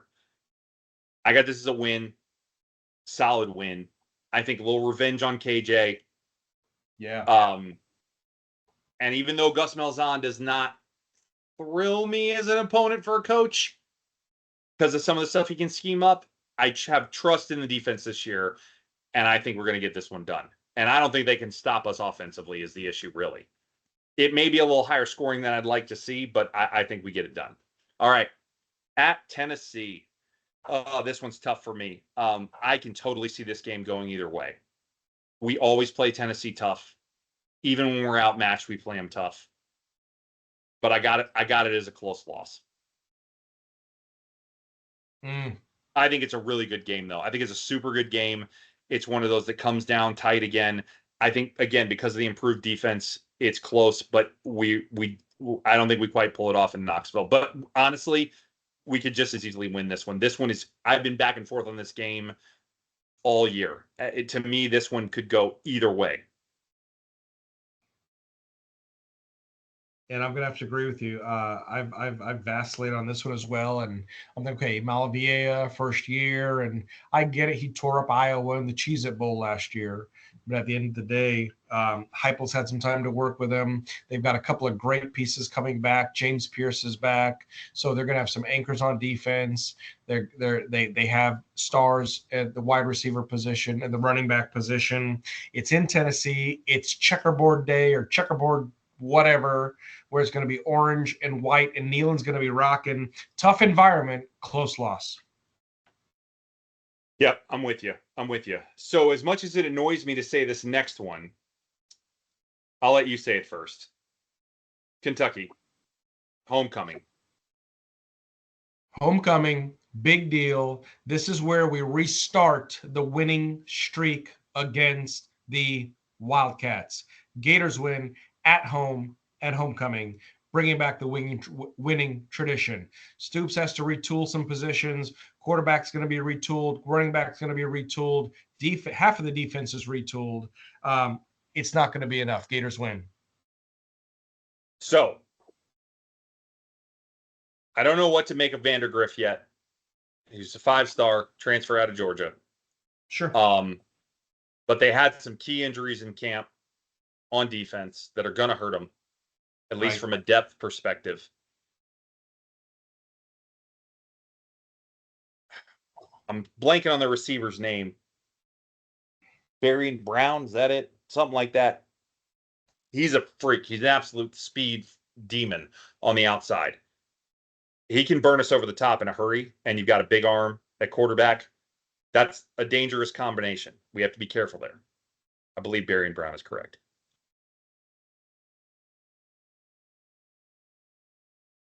However, it's homecoming. It's in the swamp. We get it done. This is a win, but it kills me to say I think it's a close win. For whatever reason, Stoops plays Napier well. He's shown that. He plays him very well, apparently. But I think this is the year that Napier gets it done against him. And it's not just because I want this win, maybe as badly as I want any win on the schedule, but I really do think we get it done this year. I think we are definitely a more talented team than Kentucky, especially with the injuries that they've sustained thus far. I think we get it done. All right. Then we have another bye week. That's important that we have 2 byes this year. It really will help us against this schedule. So another bye week and then to Jacksonville. And them dogs. And I'm sorry to tell you, but that's a loss again. Much as I'd like it to not be, we're not there yet. Now, I do think this is a more competitive game than it's been the last several seasons. I know we were a little more competitive last year and then it kind of got away. I think it's more competitive than that. I'm still not going to call it a close loss, though I won't rule out that possibility. But I think we're looking 10, 12, 13, something in that neighborhood is if I'm going to put a number on it as far as the distance and points. But it's closer than probably the line calls for. I'll say that. Though by that point, the line might have shrunk. I don't know. We'll see. Mm-hmm. What do you got? Jalen Rashada, Trevor E.T. It's personal. Now, I'm not saying there's going to be a no Sean Moreno, Brandon Spikes encounter like there was about 15 years ago. All I'm saying is, for the record, it's going to be a close loss. But let's just say this game is going to mean more. The SEC means more. This game means more. It's personal. It's different. The talent gap is not there. Agreed. Quarterback play, Carson Beck has proven to be very poised, very solid, very much a game manager that Georgia and Kirby need him to be. But here's I don't. It's not going to be a blow. The game's not going to be over midway through the second quarter, folks. We got a lot more to play for here. So, I agree. Yeah. I agree. So it's your turn to go first on this next one, so I'll let you have it. At Texas, next game. What do you got? Oh, but dude, Texas, Longhorn Stadium. I get it. Texas is very deficient right now, losing RB1, losing RB2. They still have this guy named Quinn Ewers. You might have heard of him. He's on the cover of NCAA 25. They have a lot of talent. Steve Sarkisian has done what he's had to do to bring Longhorn Nation back. Are they all the way back? I don't think so. But they're definitely strong, great, talented, or a lot of talent on that roster. Longhorn Stadium is going to be tough to play in. That's why I have it as a loss. So I do as well, but I'm going to caveat this game. This particular game I'm going to circle. It's a loss. I'm picking it as a loss. I'm not changing my pick, but I'm going to say this right now. This is the game. This is the game that I think could be the monster upset of the year. I'm not calling for it. I'm telling you the possibility exists. So one, you mentioned it. They lost their starting and backup running back for the season. They are done. That's not nothing. That matters. Number two, Texas is new to the SEC. They don't know this grind. So they may very well be kind of getting like, oh man, when do we get a week off? Oh, okay, Florida's coming. All right, they got a few losses. They're probably not that good. Okay, we can kind of take a breath here. I'm just saying, it's possible. It's possible. That's the game that I have circled as possibly the monster upset. Wow. Not calling for it, not saying it's going to happen. Yeah. I absolutely think we lose. But if there's one that it could go down in, I think that's it. All right, moving along. LSU. LSU coming back in the swamp. We always play them tight in the swamp. If you recall, we gave Jalen Daniels fits in the swamp in a back and forth shootout that, frankly, if we had played an ounce of defense in the year before last year, we would have won. And I think this year we play more than an ounce of defense and we give Nussmeier all he can handle and more, and we get the W. Close win, but it's a win. Close win, but a win? Yes, sir. Guess what? Win as well. I'm sorry. Brian Kelly has lost too many weapons, too hardcore top round wide receivers, Heisman Trophy winning quarterback in Jaden Daniels, who's now starting for the Commanders. Wild. And here's the thing. I don't think they reloaded enough. No disrespect to Garrett Nussmeier and the Nussmeier family, right? He's not going to be the one to get it done. LSU is going to struggle this year. People are going to scratch their heads at Brian Kelly's coaching ability. And on that basis, it's going to be a win. Well, and I'll throw one more thing out to you. Throw it. Their offense overshadowed a defense that was just as bad, if not worse statistically in a lot of ways, than our defense was last year. Great point. But nobody talked about it because their offense was phenomenal, right? It was all world. So nobody cared that their defense was terrible. Their defense was terrible last year. Horrific. And it doesn't show signs of significant improvement this year. They hired a new D coordinator.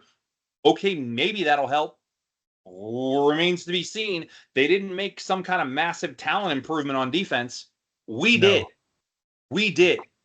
We have improvement across the board at multiple positions, whether it be coming from experience gained or transfer improvement or recovery from injury from Shamar or Justice, right? So our talent has upgraded along with some coaching improvements. So we have reason to believe that our defense should be significantly better. I don't see the case for theirs to be, other than they got a new D coordinator. Okay, lots of teams do that, and it doesn't matter. Maybe it will. Sometimes it helps, but I'm not convinced. So I think their defense is a huge liability this year. We'll see, but again, prove me wrong on film, and we'll get back to it. Go from there. All right, Ole Miss at the Swamp. What you got? Tough game, man. Tough game. Jackson Dart, yeah, great athlete, this, that, and the other. Is he as good as people says he is? I still really don't catch the hype train for Jackson Dart. However, I'm worried about Lane Kiffin and the way that he schemes and the talent that is there at Ole Miss, period. I'm not necessarily worried about number one coming back. That is going to be what it is going to be. But outside of that, I have that as a very close loss in the Swamp. That's exactly what I have. Close loss. I think this is closer than the line because I think the line will be projected. I think Ole Miss is good this year. I don't think they're as good as their preseason rank. I think they probably end up being a playoff team, but I think they're like 10-2 regular season. I don't think they're, winning. Maybe they go to the championship game, depending on how the rest of it falls out. But I think they've got a couple of losses in the regular season. I don't think there's some elite program here. And maybe 10-2 gets you there. It just depends on how the chips fall. Maybe we get down to that last tiebreaker where they, just draw straws or whatever that final tiebreaker was, right? I don't remember what it was, but that was absolutely ridiculous. I laughed my butt off when I saw that. We gonna play flip cup. I mean, what are we doing? It's ridiculous. Right. So anyway, but could not believe that. But regardless, there we go. So last game at FSU. I got it as a close win. And if they keep looking like they just looked, I'm going to take the close off. Yeah, you What do are. you got in Tallahassee this year, buddy? I don't have a close win. I have a win. I like it. Period. I like it. And you know what? I'm gonna start leaning more into that if they keep looking like they did in Ireland on Saturday. Holy Oh yeah. crap, that was ugly, man. I mean, and I don't mean because they lost, for the record. I watched that game very closely. I did not see many bright spots for Florida State out there. And it wasn't because Georgia Tech was some all-world team. It really wasn't. Georgia Tech played very sound. They played very solid. I give them a lot of credit. Don't get me wrong.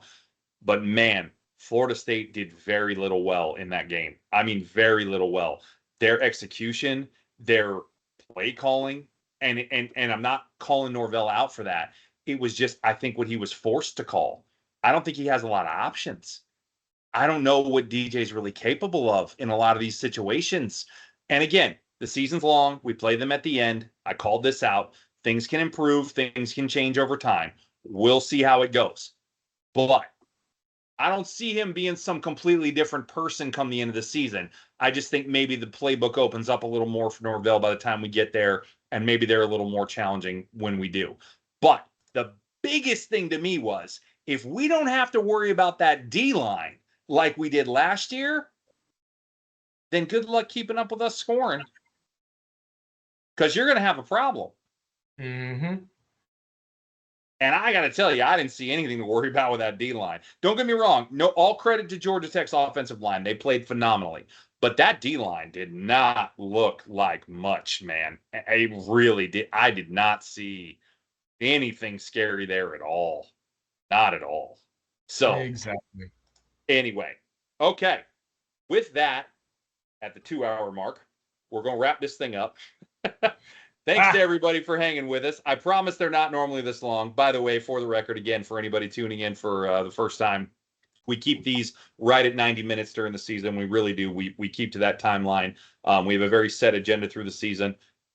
On these, kind of off-season ones or one-offs, if you will, we get into a lot of different stuff, and it just takes longer to go through them. But during the season, we have a set agenda. We're very strict about the time. We keep it right at 90 minutes or less. Sometimes we're a little under that. And we will continue to do so as we get back into our weekly cadence starting next Monday night, which I am very much looking forward to. And I'm sure you are as well. We will be back next Monday after the Miami game, the Florida win. Oh, I'm sorry. There you go. And we'll very much look forward to breaking down what we saw on film and giving you some analysis of that and what we think is the good, the bad, the ugly, all and everything in between. So yes. With that, really enjoyed bringing you this. Really excited about this season. It's going to be challenging. For those of you who didn't keep up with those picks, we both just called for. We differed on one game. Other than that, we were the same on everything. So you called for 8-4, and I called for 7-5. Is that right? Am I right there? I did. You're correct. Okay. So those were our picks. So we're not calling for stellar seasons here. We're really not. So, I mean, that's just the long and the short of it. It's a tough schedule. So it's going to be a long season. It's going to be a grind. And frankly, I think either one of us would be happy with 7-5 or certainly 8-4, right? Would you agree with that? Oh, yeah. Yeah. So it's just going to be a long year. And that's not to say that we can't feel pretty good about those records. I don't feel bad about calling for those records. I'd be happy with either one of those records. Honestly, very happy with 8-4 for the record. This schedule is the hardest thing I've ever seen. I talked to a buddy of mine who knows college football very, very well today. His exact words, and I hadn't discussed this at all with him. This is the hardest schedule he's ever seen. It's ridiculous. So don't underestimate it. Be happy with anything above 500 for sure. Heck, you might be happy with 500 by the time it's all said and done. But at the end of the day, it's going to be a fun year. I hope we have a lot of positive things that we can talk about and take away from. There's certainly going to be some negatives too. Goes without saying. But we're really looking forward to bringing it to you and being back to giving you a weekly show here that we can get excited about for Monday nights. So with that, I'll turn it over to you. Any closing thoughts there, Randy? That's it, man. Be well said. Happy to be back with you, buddy. The natural cadence, the normal cadence, getting back into our season agenda. Can't wait for some Florida football this Saturday. And outside of that, I'll just wrap it up. Wherever you are, wherever you may be listening, thank you for taking the time, and we will see you around Gator Nation.